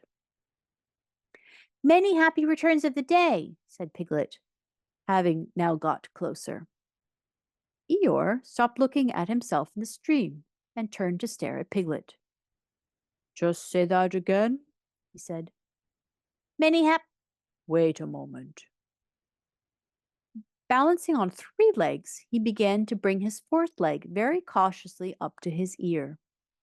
I did this yesterday, he explained, as he fell down for the 3rd time. It's quite easy. It's so as I can hear better. There, that's done it. Now then, what were you saying? He pushed his ear forward with his hoof. Many happy returns of the day, said Piglet again. Meaning me? Of course, Eeyore. My birthday? Yes. Me? Having a real birthday? Yes, Eeyore, and I brought you a present. Eeyore took down his right hoof from his right ear, turned around, and with great difficulty put up his left hoof. I must have had that in the other ear, he said. Now then. A present, said Piglet very loudly. Meaning me again? Yes. My birthday still? Of course, Eeyore. Me going on having a real birthday? Yes, Eeyore, and I brought you a balloon. Balloon? Said Eeyore. Did you say balloon? One of those big colored things you blow up? Gaiety, song, and dance? Here we are and there we are? Yes, but I'm very sorry, Eeyore, but when I was running along to bring it to you, I fell down. Oh dear, dear, how unlucky. You ran too fast, I expect. You didn't hurt yourself, little piglet. No, but uh, oh, Eeyore, I burst the balloon. There was a very long silence. My balloon? Said Eeyore at last. Piglet nodded. My birthday balloon? Yes, Eeyore, said Piglet, sniffing a little. Here it is, with many happy returns of the day. And he gave Eeyore the small piece of damp rag. Is this it? Said Eeyore, a little surprised. Piglet nodded. My present? Piglet nodded again. The balloon? Yes. Thank you, Piglet, said Eeyore. You don't mind me asking, he went on, but what color was this balloon when it was a balloon? Red? I just wondered. Red. He murmured to himself, my favorite color. How big was it? About as big as me. I just wondered. About as big as Piglet, he said to himself sadly. My favorite size. Well, well. Piglet felt very miserable and didn't know what to say. He was still opening his mouth to begin something, and then deciding that it wasn't any good saying that, when he heard a shout from the other side of the river, and there was Pooh. Many happy returns of the day, called out Pooh, forgetting that he had said it already. Thank you, Pooh. I'm having them, said Eeyore gloomily. I brought you a little present, said Pooh excitedly. I've had it, said Eeyore. Pooh had now splashed across the stream to Eeyore, and Piglet was sitting a little way off, his head in his paws, snuffling to himself. It's a useful pot, said Pooh. Here it is, and it's got a very happy birthday with love from Pooh written on it. That's what all the writing is. and it's for putting things in. There." When Eeyore saw the pot, he became quite excited. "Why," he said, "I believe my balloon will just go into that pot." "Oh no, Eeyore," said Pooh. "Balloons are much too big to go into pots. What you do with a balloon is, you hold the balloon." "Not mine," said Eeyore, proudly. "Look, Piglet."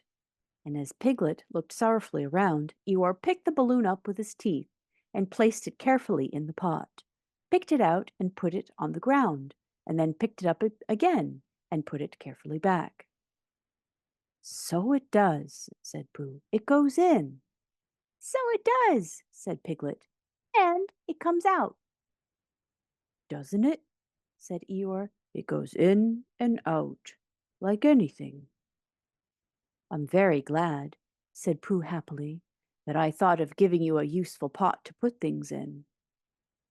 "I'm very glad," said Piglet happily, "that I thought of giving you something to put in as a useful pot." But Eeyore wasn't listening. He was taking the balloon out and putting it back again, as happy as could be. "And I didn't give him anything?" asked Christopher Robin sadly. "Of course you did," I said. "You gave him, don't you remember, a little, I gave him a box of paints to paint things with." "That was it." "Why didn't I give it to him in the morning?" "Well, you're so busy getting his party ready for him. He had a cake with icing on the top and 3 candles and his name in pink sugar and—" "Yes, I remember," said Christopher Robin. Chapter 7, in which Kanga and Baby Roo come to the forest, and Piglet has a bath.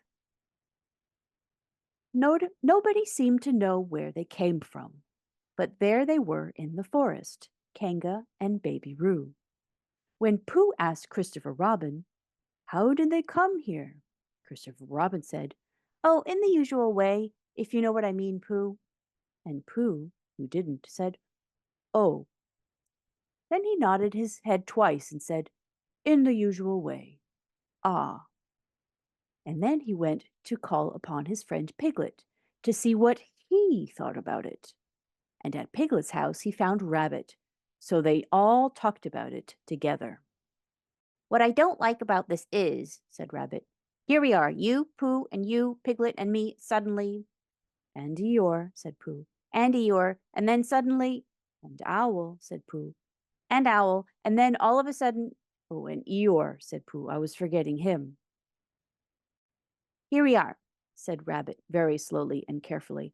all of us. And then suddenly we wake up one morning, and what do we find? We find a strange animal among us, an animal of whom we have never even heard before, an animal who carries her family about her in her pocket. Suppose I carried my family about me in my pocket. How many pockets should I want? 16, said Piglet. 17, isn't it? Said Rabbit. And one more for a handkerchief. That's 18. 18 pockets in one suit. I haven't time. There was a long and thoughtful silence, and then Pooh, who had been frowning very hard for some minutes, said, "I make it 15. What? Said Rabbit. 15. 15 what? Your family. What about them? Pooh rubbed his nose and said he thought Rabbit had been talking about his family. Did I? Said Rabbit carelessly. Yes, you said— Oh, never mind, Pooh, said Piglet impatiently. The question is, what are we going to do about Kanga? Oh, I see, said Pooh. The best way, said Rabbit, would be this. The best way would be to steal Baby Roo and hide him. And then, when Kanga says, "Where's Baby Roo?" we say, "Aha!" Aha, said Pooh, practicing. Aha, aha. Of course, he went on, we could say aha, even if we hadn't stolen Baby Roo. Pooh, said Rabbit kindly, you haven't any brain. I know, said Pooh humbly. We say aha, so that Kanga knows that we know where Baby Roo is. Aha means we'll tell you where Baby Roo is if you promise to go away from the forest and never come back. Now don't talk while I think. Pooh went into a corner and tried saying, "Aha!" in that sort of voice. Sometimes it seemed to him that it did mean what Rabbit said, and sometimes it seemed to him that it didn't. I suppose it's just practice, he thought. I wonder if Kanga will have to practice too as to understand it. There's just one thing, said Piglet, fidgeting a bit. I was talking to Christopher Robin, and he said that a Kanga was generally regarded as one of the fiercer animals. I am not frightened of fierce animals in the ordinary way, but it is well known that if one of the fiercer animals is deprived of its young, it becomes as fierce as two of the fiercer animals, in which case, aha, is probably a foolish thing to say. Piglet, said Rabbit, taking out a pencil and licking the end of it, you haven't any pluck. It is hard to be brave, said Piglet, sniffing lightly, when you're only a very small animal. Rabbit, who had begun to write very busily, looked up and said, It is because you are a very small animal that you will be useful in the adventure before us. Piglet was so excited at the idea of being useful that he forgot to be frightened any more. And when Rabbit went on to say that Kangas were only fierce during the winter months, being at other times of an affectionate disposition, he could hardly sit still. He was so eager to begin being useful at once. What about me? Said Pooh sadly. I suppose I shan't be useful. Oh, never mind, Pooh, said Piglet comfortingly. Another time, perhaps. Without Pooh, said Rabbit solemnly as he sharpened his pencil, the adventure would be impossible. Oh, said Piglet, and tried not to look disappointed. But Pooh went into a corner of the room and said proudly to himself, Impossible without me. That sort of bear. Now, listen, all of you, said Rabbit when he had finished writing, and Pooh and Piglet sat listening very eagerly with their mouths open. This is what Rabbit read out. Plan to capture Baby Roo. 1. General remarks. Kanga runs faster than any of us, even me. 2. More general remarks. Kanga never takes her eye off Baby Roo, except when he's safely buttoned up in her pocket. 3. Therefore, if we are to capture Baby Roo, we must get a long start because Kanga runs faster than any of us, even me. See 1. 4. A thought. If Roo had jumped out of Kanga's pocket and Piglet had jumped in, Kanga wouldn't know the difference because Piglet is a very small animal. 5. Like Roo. 6. But Kanga would have to be looking the other way first, so as not to see Piglet jumping in. 7. See 2. 8. Another thought. But if Pooh was talking to her very excitedly, she might look the other way for a moment. 9. And then I could run away with Roo. 10. Quickly. 11. And Kanga wouldn't discover the difference until afterwards. Well, Rabbit read this out proudly, and for a little while after he had read it, nobody said anything. And then Piglet, who'd been opening and shutting his mouth without making any noise, managed to say very huskily, And afterwards? How do you mean? When Kanga does discover the difference? When we all say, Aha! All three of us? Yes. Oh. Why? What's the trouble, Piglet? Nothing, said Piglet, as long as we all three say it, said Piglet. I don't mind, he said, but I shouldn't care to say aha by myself. It wouldn't sound nearly so well. By the way, he said, are you quite sure about what you said about the winter months? The winter months? Yes, only being fierce in the winter months. Oh, yes, that's all right. Well, Pooh, you see what you have to do? No, said Pooh Bear, not yet, he said. What do I do? Well, You just have to talk very hard to Kanga so she doesn't notice anything. Oh, what about? Anything you like. You mean like telling her a bit of poetry or something? That's it, said Rabbit. Splendid. Now come along. So they all went out to look for Kanga. Kanga and Roo were spending a quiet afternoon in a sandy part of the forest. Baby Roo was practicing very small jumps in the sand and falling down mouse holes and climbing out of them. And Kanga was fidgeting about and saying, "Just one more jump, dear, and then we must go home." And then at that moment, who should come stumping up the hill but Pooh. "Good afternoon, Kanga." "Good afternoon, Pooh." Look at me jumping, squeaked Roo and fell into another mouse hole. "Hello, Roo, my little fellow." "We were just going home," said Kanga. "Good afternoon, Rabbit. Good afternoon, Piglet."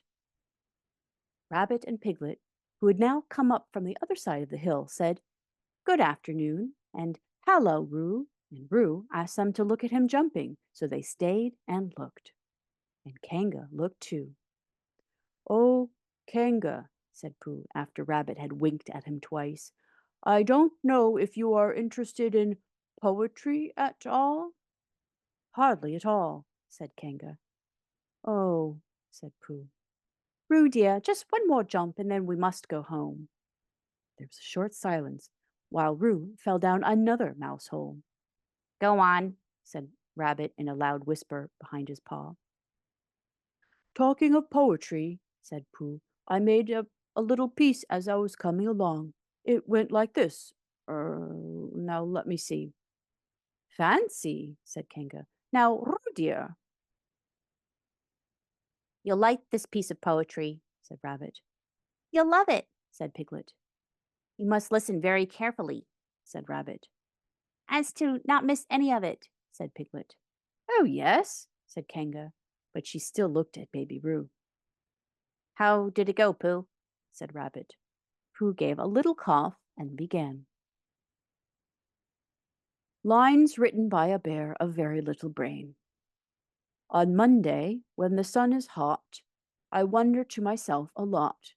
Now, is it true or is it not, that which is which and which is what?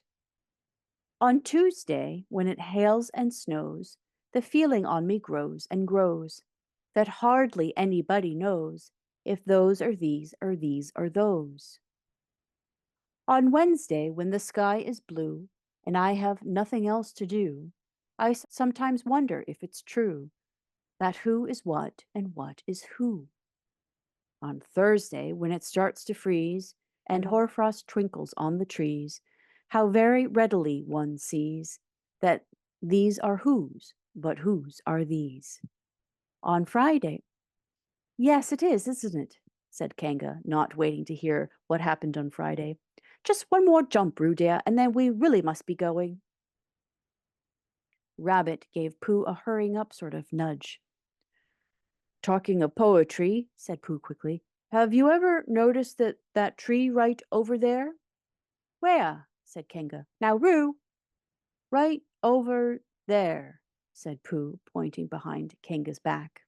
"No," said Kanga. "Now jump in, Roo dear, and we'll go home." You ought to look at that tree right over there, said Rabbit. Shall I lift you in, Roo? He picked up Roo in his paws. "I can see a bird in it from here," said Pooh. "Or is it a fish?" You ought to see that bird from here, said Rabbit, unless it's a fish. It isn't a fish, it's a bird, said Piglet. So it is, said Rabbit. "Is it a starling or a blackbird?" said Pooh. That's the whole question, said Rabbit. Is it a blackbird or a starling? And then, at last, Kanga did turn her head to look. And the moment that her head was turned, Rabbit said in a loud voice, "In you go, Roo." and in jumped Piglet into Kanga's pocket, and off scampered Rabbit, with Roo in his paws, as fast as he could. "Why, where's Rabbit?" said Kanga, turning around again. "Are you all right, Roo dear?" Piglet made a squeaky Roo noise from the bottom of Kanga's pocket. Rabbit had to go away, said Pooh. I think he thought of something he had to go and see about suddenly. And Piglet? I think Piglet thought of something at the same time, suddenly. Well, we must be going home, said Kanga. Goodbye, Pooh. And in 3 large jumps, she was gone. Pooh looked after her as she went. I wish I could jump like that, he thought. Some can and some can't. That's how it is. But there were moments when Piglet wished that Kanga couldn't. Often, when he had a long walk home through the forest, he'd wish that he were a bird. But now he thought jerkily to himself at the bottom of Kanga's pocket, if this is flying, I shall never really take to it. And as he went up in the air, he said, ooh. And as he came down, he said, ooh. And he was saying, ooh, ooh, ooh, ooh, ooh, all the way to Kanga's house. Of course, as soon as Kanga unbuttoned her pocket, she saw what had happened. For just for a moment, she thought she was frightened. Then she knew she wasn't, for she felt quite sure that Christopher Robin would never let any harm happen to Roo. So she said to herself, if they are having a joke with me, I shall have a joke with them. Now then, Roo dear, she said as she took Piglet out of her pocket. Bedtime. Aha, said Piglet, as well as he could do after his terrifying journey. But it wasn't a very good aha, and Kanga didn't seem to understand what it meant. Bath first, said Kanga in a cheerful voice. Aha, said Piglet again, looking around anxiously for the others. But the others weren't there. Rabbit was playing with baby Roo in his own house and feeling more fond of him every minute, and Pooh, who'd decided to be a Kanga, was still at the sandy place on the top of the forest, practicing jumps.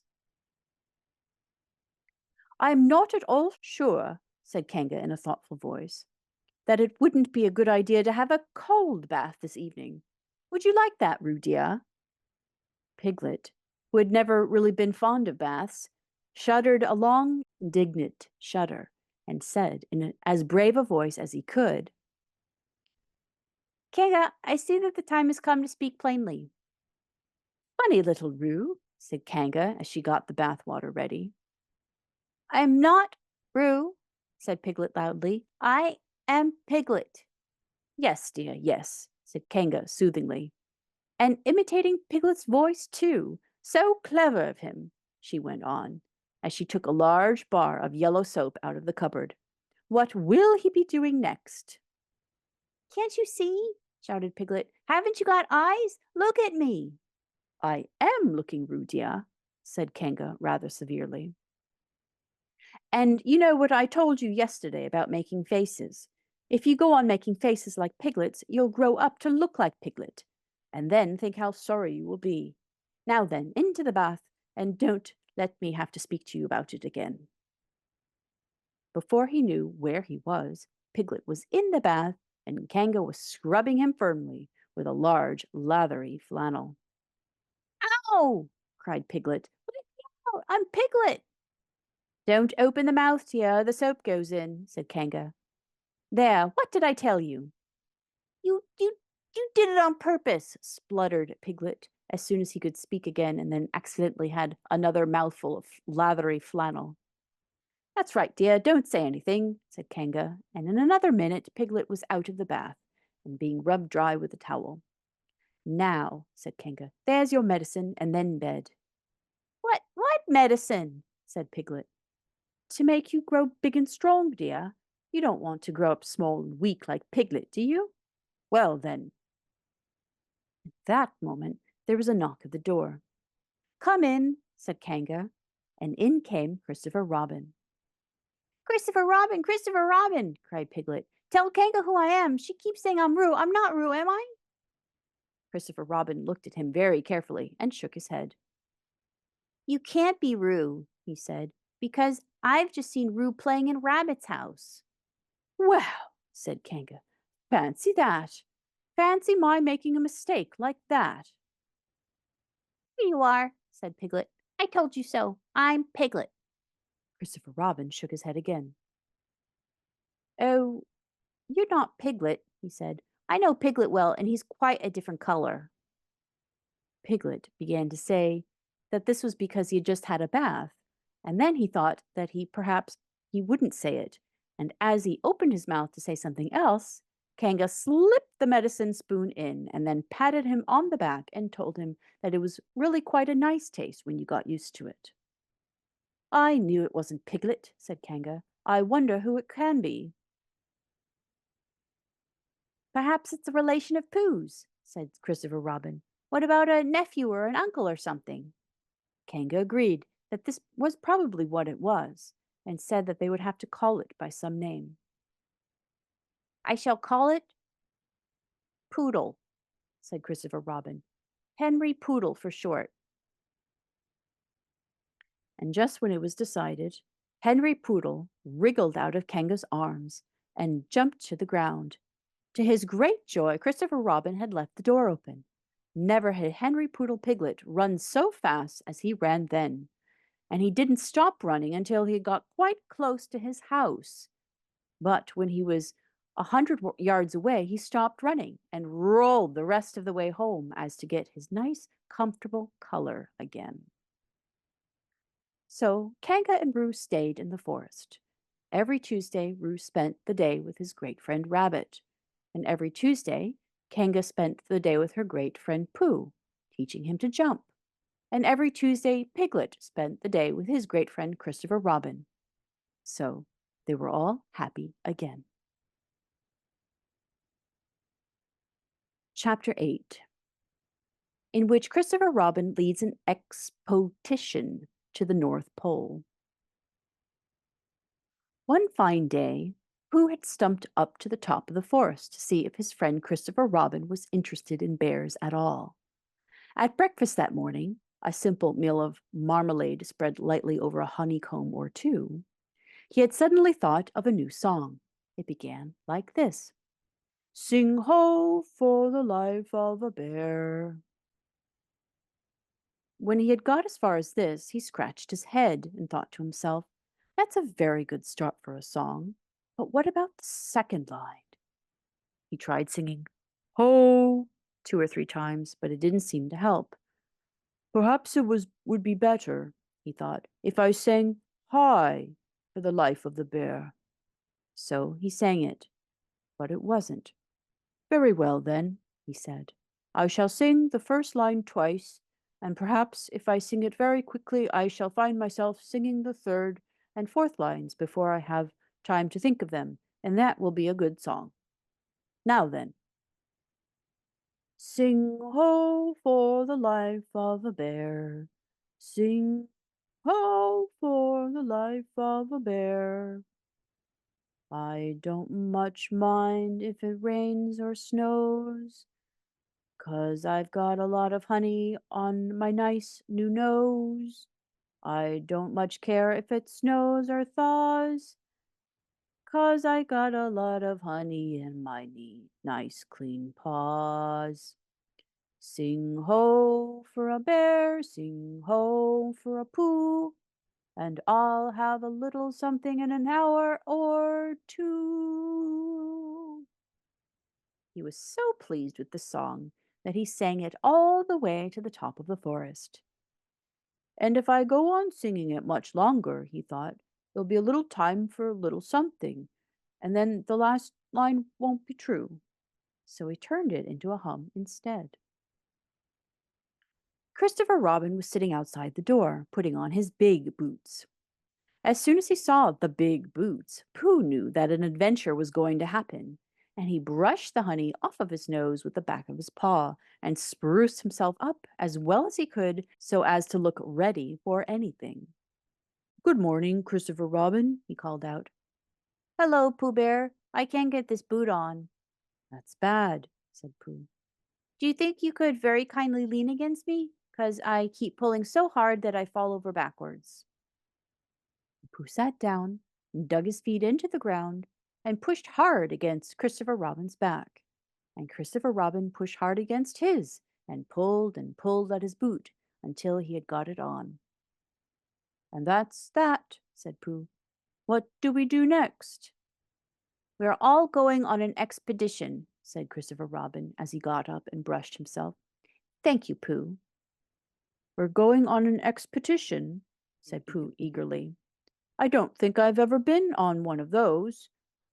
Where are we going to on this expedition? Expedition, silly old bear. It's got an X in it. Oh, said Pooh. I know. But he didn't really. So we're going to discover the North Pole. Oh, said Pooh again. What is the North Pole? He asked. It's just the thing you discover, said Christopher Robin carelessly, not being quite sure himself. Oh, I see, said Pooh. Are bears any good at discovering it? Of course they are, and Rabbit and Kanga and all of you. It's an expedition. That's what an expedition means, a long line of everybody. You better tell the others to get ready while I see if my gun's all right. And we must all bring provisions. Bring what? Things to eat. Oh, said Pooh happily. I thought you said provisions. I'll go and tell them. He stumped off. The first person he met was Rabbit. Hello, Rabbit, he said. Is that you? Let's pretend it isn't, said Rabbit, and see what happens. I've got a message for you. I'll give it to him. We're all going on an expedition with Christopher Robin. What is it when we're on it? A sort of boat, I think, said Pooh. Oh, that sort. Yes, and we're going to discover a pole or something. Or was it a mole? Anyhow, we're going to discover it. We are we? Said Rabbit.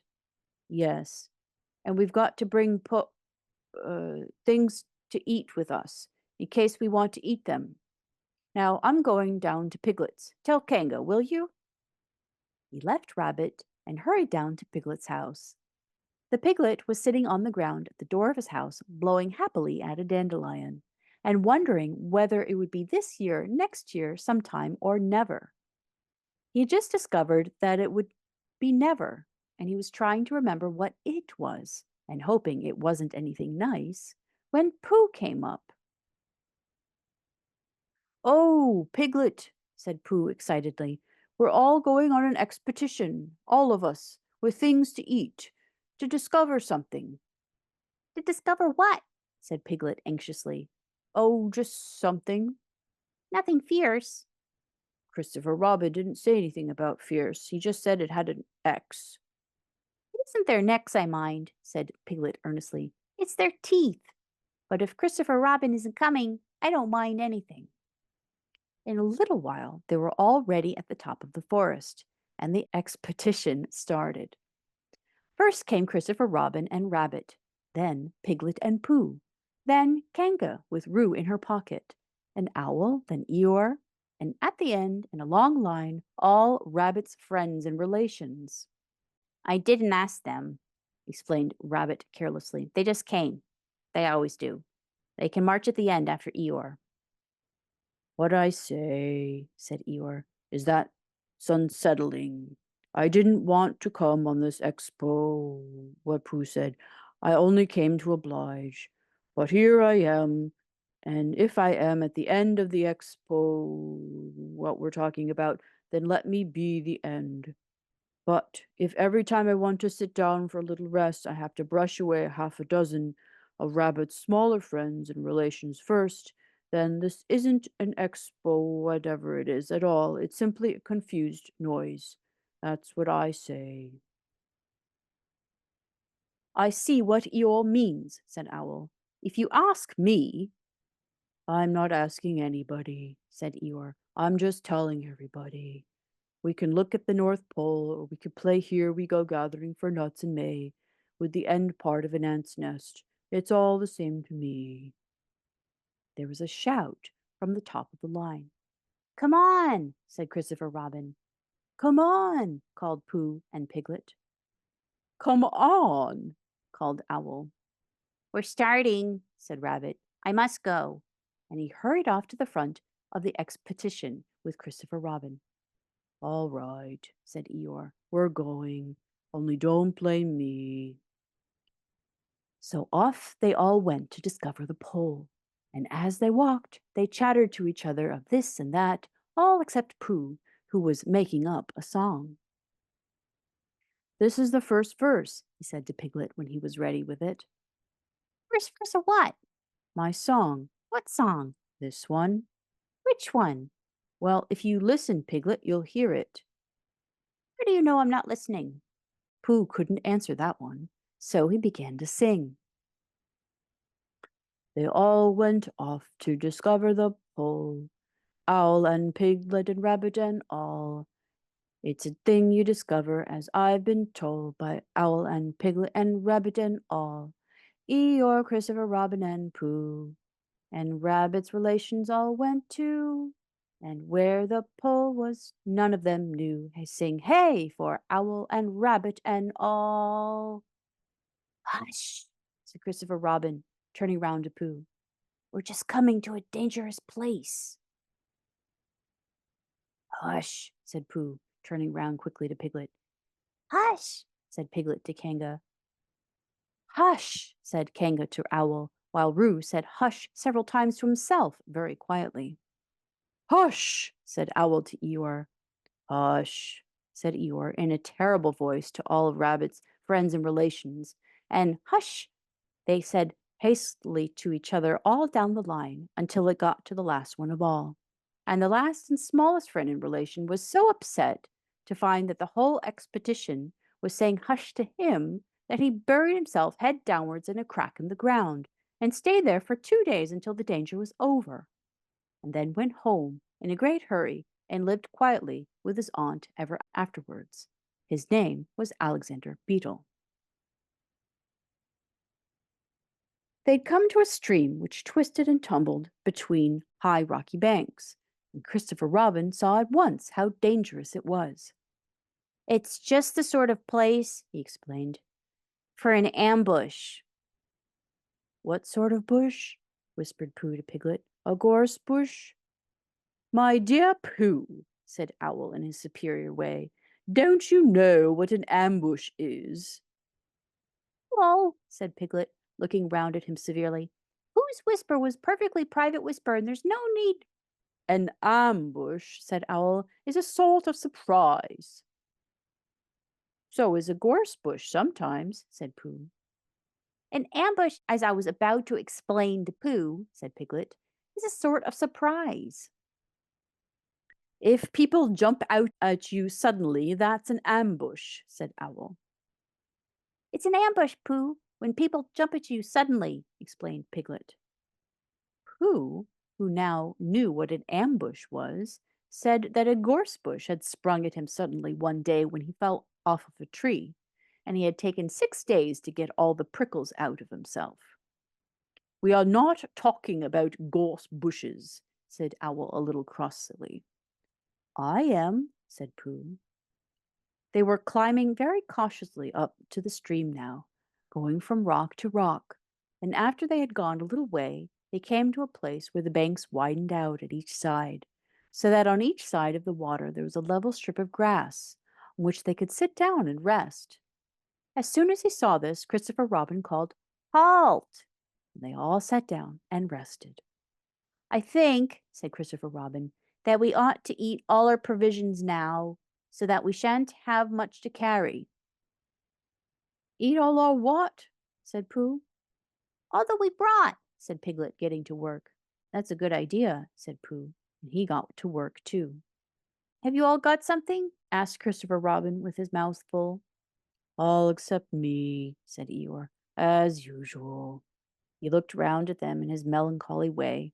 I suppose none of you are sitting on a thistle by any chance. I believe I am, said Pooh. Ow! He got up and looked behind him. Yes, I was. I thought so. Thank you, Pooh. If you've quite finished with it. He moved across to Pooh's place and began to eat. Doesn't do them any good, you know, sitting on them, he went on, as he looked up, munching. Takes all the life out of them. Remember that another time, all of you. A little consideration, a little thought for others makes all the difference." As soon as he finished his lunch, Christopher Robin whispered to Rabbit, and Rabbit said, "Yes, yes, of course." And they walked a little way up the stream together. "I didn't want the others to hear," said Christopher Robin. "Quite so," said Rabbit, looking important. I wondered, it's only, Rabbit, I suppose you don't know, what does the North Pole look like?" "Well," said Rabbit, stroking his whiskers, "now you're asking me." "I did know once, only I've sort of forgotten," said Christopher Robin carelessly. "It's a funny thing," said Rabbit, "but I've sort of forgotten too, although I did know once." "I suppose it's just a pole stuck in the ground?" "Sure to be a pole," said Rabbit, "because of calling it a pole, and if it's a pole, well, I should think it would be sticking in the ground, shouldn't you? Because there'd be nowhere else to stick it." "Yes, that's what I thought. The only thing," said Rabbit, "is where is it sticking?" "That's what we're looking for," said Christopher Robin. They went back to the others. Piglet was lying on his back, sleeping peacefully. Roo was washing his face and paws in the stream, while Kanga explained to everybody proudly that this was the first time he had ever washed his face himself. And Owl was telling Kanga an interesting anecdote, full of long words like encyclopedia and rhododendron, to which Kanga wasn't listening. "I don't hold with all this washing," grumbled Eeyore. "This modern, behind-the-ears nonsense. What do you think, Pooh?" "Well," said Pooh, "I think—" But we shall never know what Pooh thought, for there came a sudden squeak from Roo, a splash, and a loud cry of alarm from Kanga. "So much for washing," said Eeyore. "Roo's fallen in!" cried Rabbit, and he and Christopher Robin came rushing to the rescue. "Look at me swimming!" squeaked Roo from the middle of the pool, and he was hurried down a waterfall into the next pool. "Are you all right, Roo dear?" called Kanga anxiously. "Yes," said Roo. "Look at me swim!" And down he went over the next waterfall into another pool. Everybody was doing something to help. Piglet, wide awake suddenly, was jumping up and down and making "Ooh, I say" noises. Owl was explaining that in a case of sudden and temporary immersion, the important thing was to keep the head above water. Kanga was jumping along the bank, saying, "Are you sure you're all right, Roo dear?" To which Roo, from whichever pool he was in at the moment, was answering, "Look at me swimming!" Eeyore turned around and hung his tail over the first pool into which Roo fell, and with his back to the accident was grumbling quietly to himself and saying, "All this washing, but catch on to my tail, little Roo, and you'll be all right." And Christopher Robin and Rabbit came hurrying past Eeyore and were calling out to the others in front of them. "All right, Roo, I'm coming," called Christopher Robin. "Get something across the stream lower down, some of you fellows," called Rabbit. But Pooh was getting something. 2 pools below Roo, he was standing with a long pole in his paws, and Kanga came up and took one end of it, and between them they held it across the lower part of the pool, and Roo, still bubbling proudly, "Look at me swimming!" drifted up against it and climbed out. "Did you see me swimming?" squeaked Pooh excitedly, while Kanga scolded him and rubbed him down. "Pooh, did you see me swimming? It's called swimming. That's what I was doing. Rabbit, did you see what I was doing? Swimming. Hello, Piglet. I say, Piglet, what do you think I was doing? Swimming. Christopher Robin, did you see me?" But Christopher Robin wasn't listening. He was looking at Pooh. "Pooh," he said, "where did you find that pole?" Pooh looked at the pole in his hands. "I just found it," he said. "I thought it ought to be useful. I just picked it up." "Pooh," said Christopher Robin solemnly, "the expedition is over. You found the North Pole." "Oh," said Pooh, and Eeyore was sitting with his tail in the water when they all got back to him. "Tell Roo to be quick, somebody," he said. "My tail's getting cold. I don't want to mention it, but I just mention it. I don't want to complain, but there it is. My tail's cold. Here I am, squeaked Roo. Oh, there you are. Did you see me swimming? Eeyore took his tail out of the water and swished it from side to side. As I expected, he said. Lost all feeling. Numbed it. That's what it's done. Numbed it. Well, as long as nobody minds, I suppose it's all right. Poor old Eeyore, I'll dry it up for you, said Christopher Robin, and he took out his handkerchief and rubbed it up. Thank you, Christopher Robin. You're the only one who seems to understand about tails. They don't think.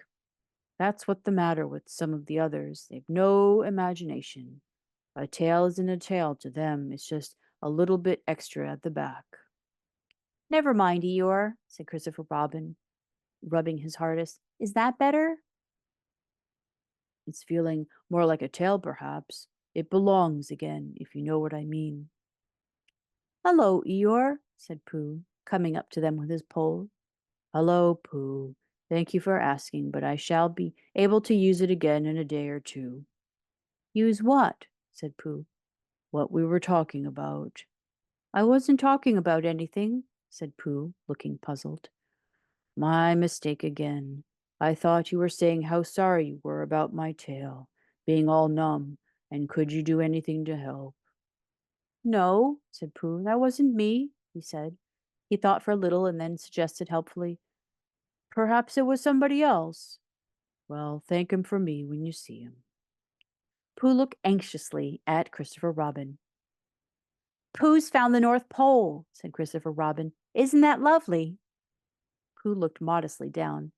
Is that it? Said Eeyore. Yes, said Christopher Robin. Is that what we're looking for? Yes, said Pooh. Oh, said Eeyore. Well, anyhow, it didn't rain, he said. They stuck the pole in the ground, and Christopher Robin tied a message to it. North Pole discovered by Pooh. Pooh found it. And they all went home again. And I think, but I'm not quite sure, that Roo had a hot bath and went straight to bed. But Pooh went back to his own house, and feeling very proud of what he had done, had a little something to revive himself. Chapter 9, in which Piglet is entirely surrounded by water. It rained, and it rained, and it rained.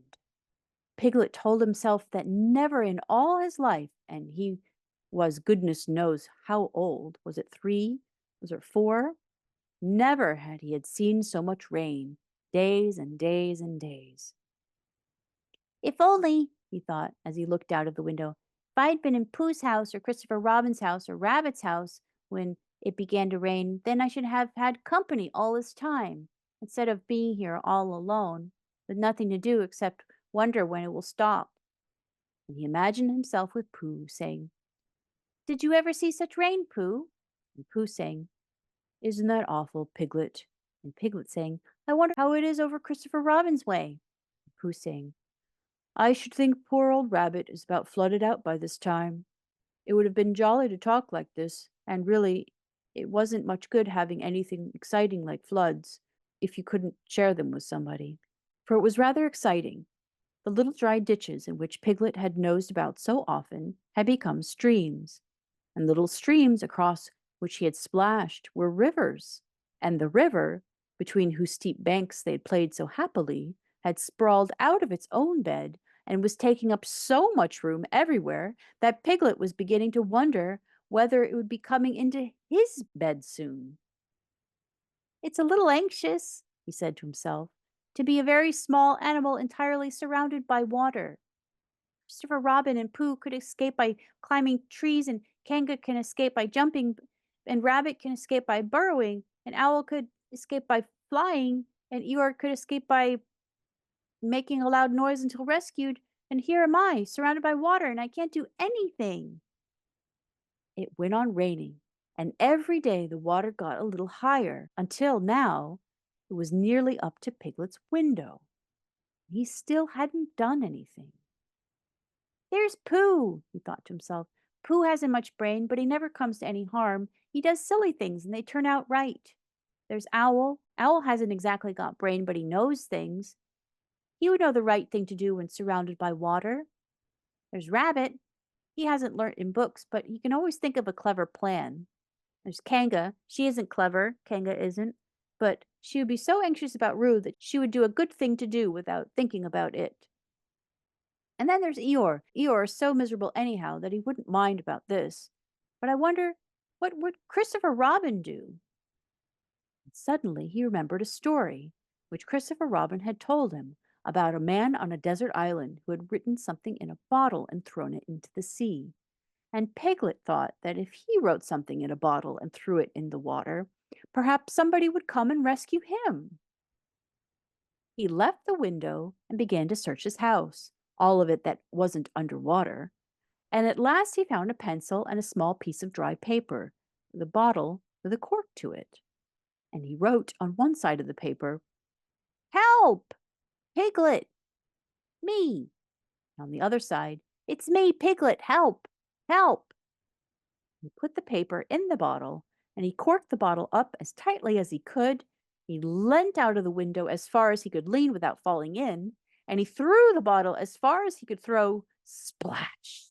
And in a little while it bobbed up again in the water, and he watched it floating slowly away in the distance until his eyes ached with looking.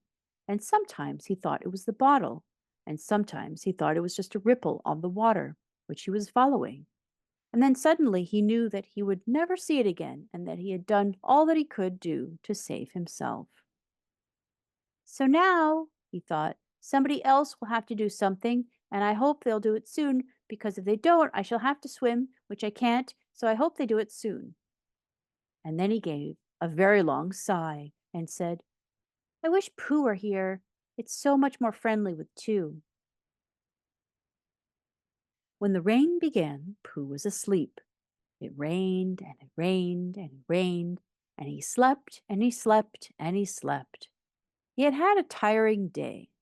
You remember how he discovered the North Pole? Well, he was so proud of this that he asked Christopher Robin if there were any other poles such as a bear of little brain might discover. There's a South Pole, said Christopher Robin.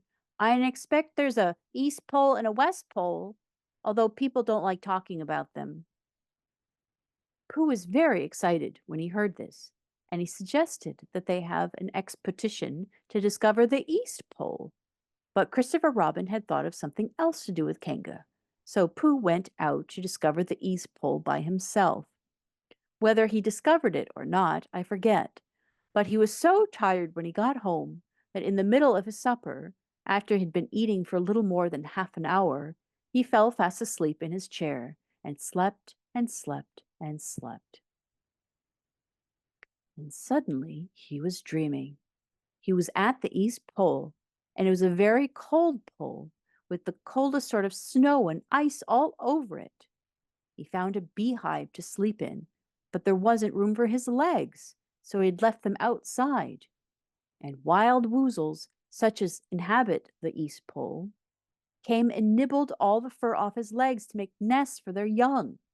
And the more they nibbled, the colder his legs got, until suddenly he woke up with an ow! And there he was, sitting in his chair, with his feet in the water, and water all around him. He splashed to his door and looked out. This is serious, said Pooh. I must have an escape.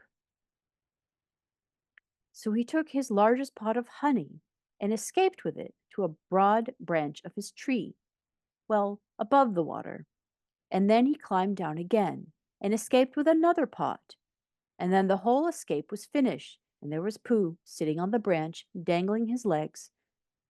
And there beside him were 10 pots of honey.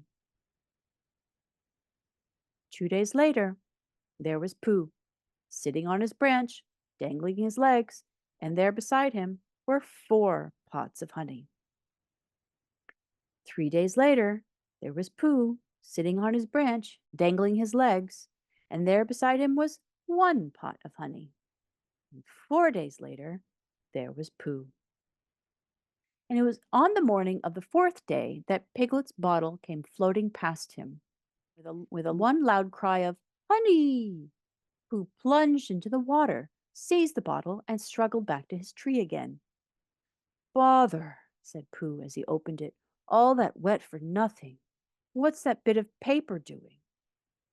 He took it out and looked at it. "It's a message," he said to himself. "That's what it is. And that letter is a P. And so is that. And so is that. And P means Pooh. So it's a very important message to me. And I can't read it. I must find Christopher Robin, or Owl, or Piglet, one of those clever readers who can read things, and they will tell me what this message means. Only I can't swim. Bother." Then he had an idea, and I think that for a bear of very little brain, it was a good idea. He said to himself, "If a bottle can float, then a jar can float, and if a jar floats, I can sit on top of it, if it's a very big jar." So he took his biggest jar and corked it up. "All boats have to have a name," he said, "so I shall call mine the Floating Bear." And with these words, he dropped his boat into the water and jumped in after it. For a little while, Pooh and the Floating Bear were uncertain as to which one of them was meant to be on the top. But after trying one or two different positions, they settled down with the Floating Bear underneath and Pooh triumphantly astride it, paddling vigorously with his feet. Christopher Robin lived at the very top of the forest. It rained and it rained and it rained, but the water couldn't come up to his house. It was rather jolly to look down the valleys and see the water all around him, but it rained so hard that he stayed indoors most of the time and thought about things. Every morning he went out with his umbrella and put a stick in the place where the water was coming up to. And every morning he went out and he couldn't see his stick any more. So he put another stick in the place where the water came up to. And then he walked home again. And each morning he had a shorter way to walk than he had had the morning before. On the morning of the fifth day, he saw the water all around him and knew that for the first time in his life he was on a real island, which was very exciting. It was on this morning that Owl came flying over the water to say, "How do you do?" to his friend Christopher Robin. "I say, Owl," said Christopher Robin, "isn't this fun? I'm on an island." "The atmospheric conditions have been very unfavorable lately," said Owl. "The what?" "It has been raining," explained Owl. "Yes," said Christopher Robin, "it has." "The flood level has reached an unprecedented height. There's a lot of water about," explained Owl. "Yes," said Christopher Robin, "there is. However, the prospects are rapidly becoming more favorable. At any moment—" "Have you seen Pooh?" "No, at any moment—" "I hope he's all right," said Christopher Robin. "I've been wondering about him. I expect Piglet's with him. Do you think they're all right, Owl?" "I expect so. You see, at any moment—" "Do go and see, Owl, because Pooh hasn't got very much brain and he might do something silly, and I do love him so, Owl. Do you see, Owl?" "That's all right," said Owl. "I'll go. Back directly." And he flew off. In a little while he was back again. "Pooh isn't there," he said. "Not there?" "Has been there. He's been sitting on a branch of his tree outside his house with 9 pots of honey. But he isn't there now." "Oh, Pooh!" cried Christopher Robin. "Where are you?"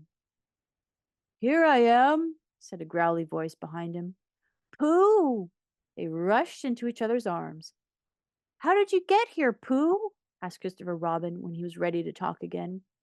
"On my boat," said Pooh proudly. "I had a very important message sent to me in a bottle, and owing to having gotten some water in my eyes, I couldn't read it, so I brought it to you on my boat." With these proud words, he gave Christopher Robin the message. "But it's from Piglet!" cried Christopher Robin when he had read it. "Isn't there anything about Pooh in it?" asked Bear, looking over his shoulder. Christopher Robin read the message aloud. "Oh, those are pea piglets. I thought they were Poohs." "We must rescue him at once. I thought he was with you, Pooh. Owl, could you rescue him on your back?" "I don't think so," said Owl after grave thought. "It is doubtful if the necessary dorsal muscles." "Then could you fly out to him at once and say that rescue's coming? And Pooh and I will think of a rescue and come as quick as we ever can? Oh, don't talk, Owl. Go on, quick." And still thinking of something to say, Owl flew off. "Now then, Pooh," said Christopher Robin, "where's your boat?" "I ought to say," explained Pooh as they walked down to the shore of the island, "that it isn't just an ordinary sort of boat. Sometimes it's a boat, and sometimes it's more of an accident. It all depends." "Depends on what?" "On whether I'm on the top of it or underneath it." "Oh, well, where is it?" "There," said Pooh, pointing proudly to the floating bear. It wasn't what Christopher Robin expected, and the more he looked at it, the more he thought what a brave and clever bear Pooh was. And the more Christopher Robin thought this, the more Pooh looked modestly down his nose and tried to pretend he wasn't. "But it's too small for the two of us," said Christopher Robin sadly. "It's three of us with Piglet." "That makes it smaller still. Oh, Pooh Bear, what shall we do?"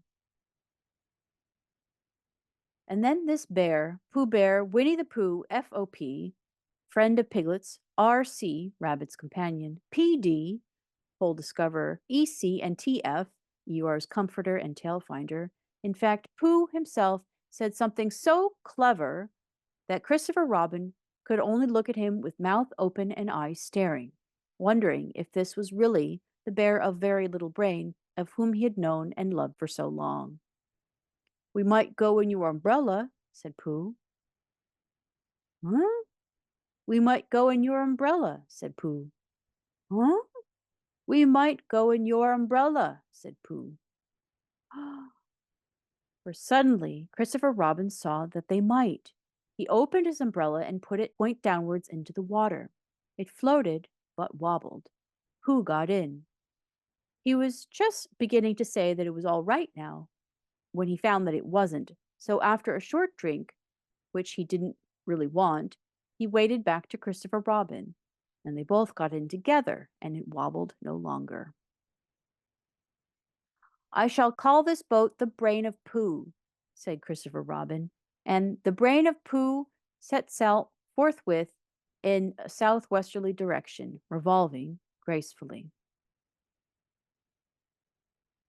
You can imagine Piglet's joy when at last the ship came in sight of him. In after years, he'd like to think that he had been in very great danger during this terrible flood. But the only danger he'd really been in was in the last half hour of his imprisonment, when Owl, who had just flown up, sat on a branch of his tree to comfort him, and told him a very long story about an aunt who had once laid a seagull's egg by mistake. And the story went on, rather much like this sentence, until Piglet, who was listening out of his window without much hope, went to sleep quietly and naturally, slipping slowly out of the window towards the water until he was only hanging on by his toes, at which moment, luckily, a sudden loud squawk from Owl, which was really part of the story, being what his aunt said, woke Piglet up, and just gave him time to jerk himself back into safety and say, "How interesting, and did she?" When, well, you can imagine his joy when he last saw the good ship Brain of Pooh, Captain C. Robin, First Mate P. Bear, coming over the sea to rescue him. Christopher Robin and Pooh again. And that is really the end of the story, and I'm very tired after that last sentence. I think I shall stop there.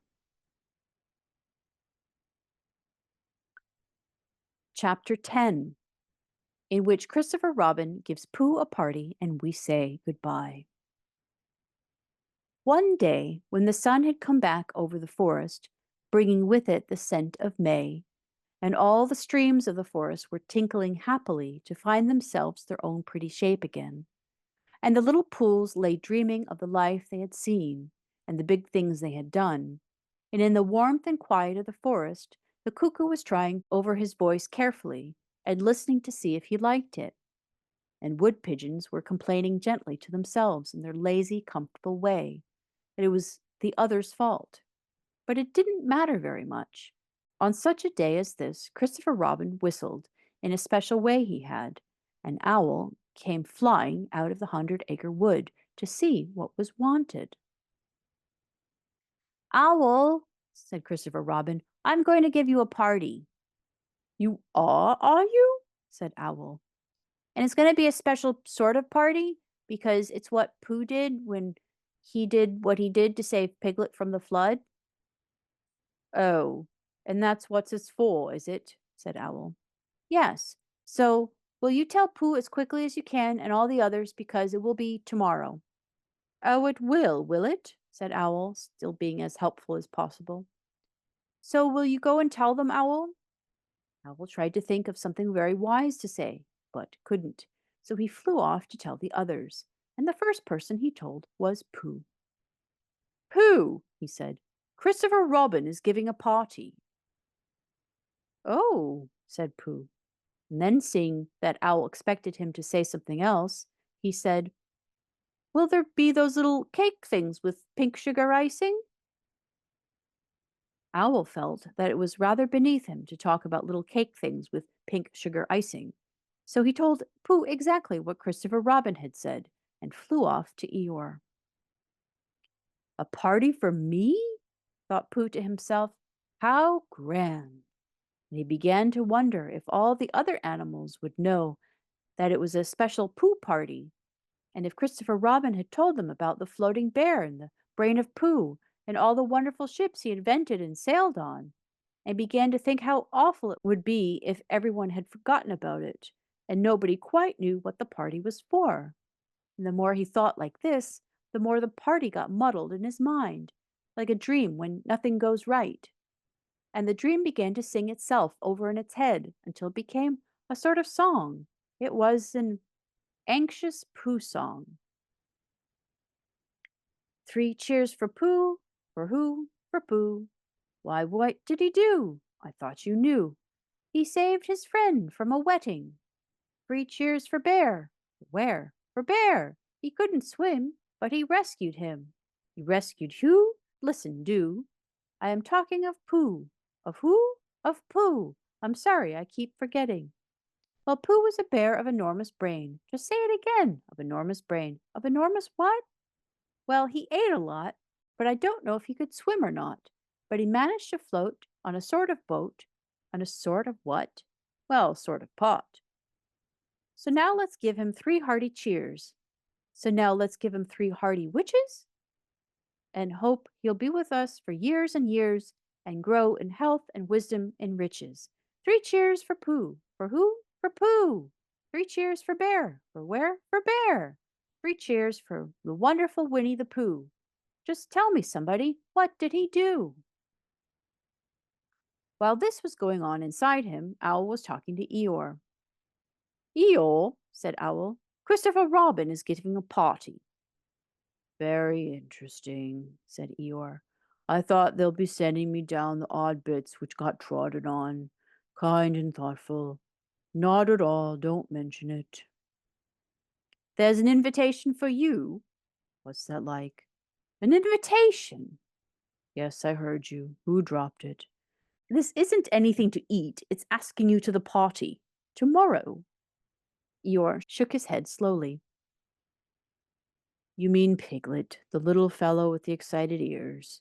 That's Piglet. I'll tell him.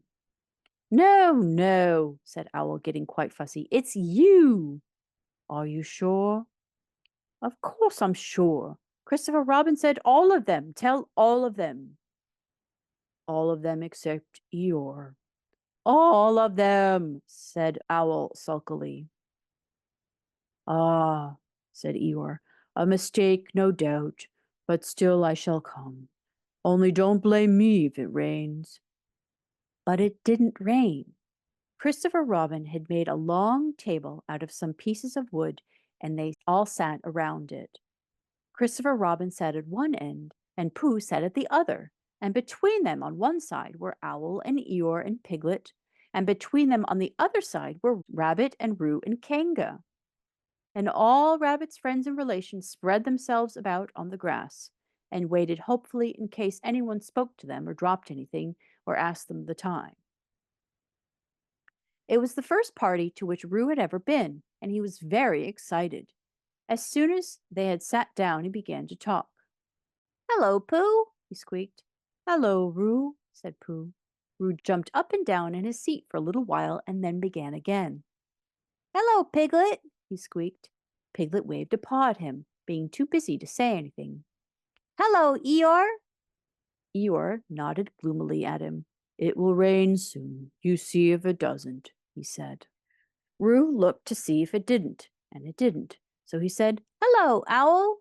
And Owl said, "Hello, my little fellow," in a kindly way, and went on telling Christopher Robin about an accident, which had nearly happened to a friend of his, whom Christopher Robin didn't know.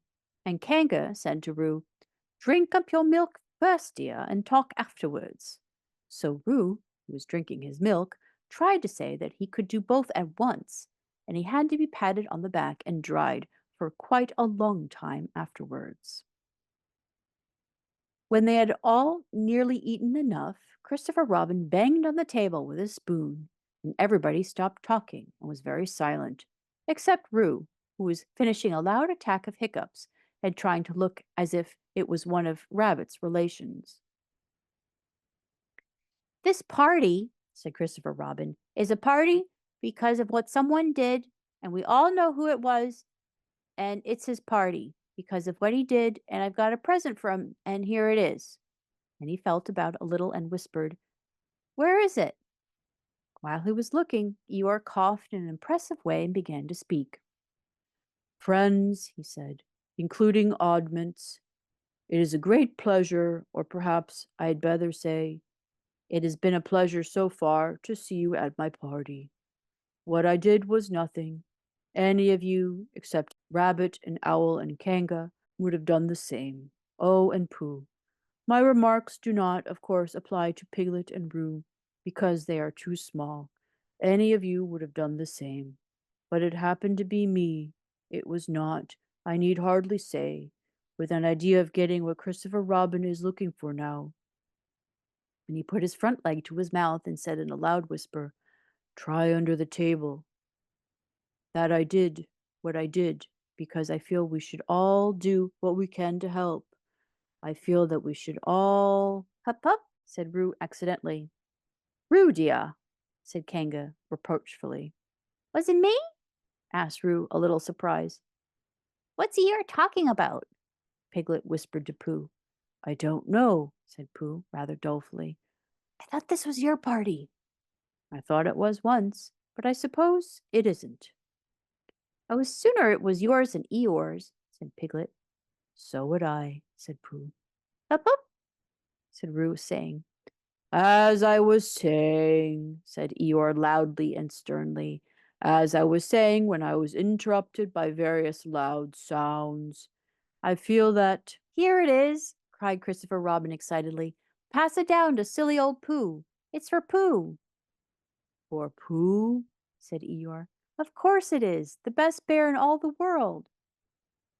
"Might have known," said Eeyore. "After all, one can't complain. I have my friends. Somebody spoke to me only yesterday, and it was last week or the week before that Rabbit bumped into me and said, 'Father, the social round, always something going on.'" Nobody was listening, for they were all saying, "Open it, Pooh," and "What is it, Pooh?" and "I know what it is," "No, you don't," and other helpful remarks of this sort. And of course, Pooh was opening it as quickly as ever he could, but without cutting the string, because you never know when a bit of string might be useful. At last it was undone. When Pooh saw that it was, he nearly fell down, he was so pleased. It was a special pencil case. There were pencils in it marked B for bear, and pencils marked HB for helping bear, and pencils marked BB for brave bear.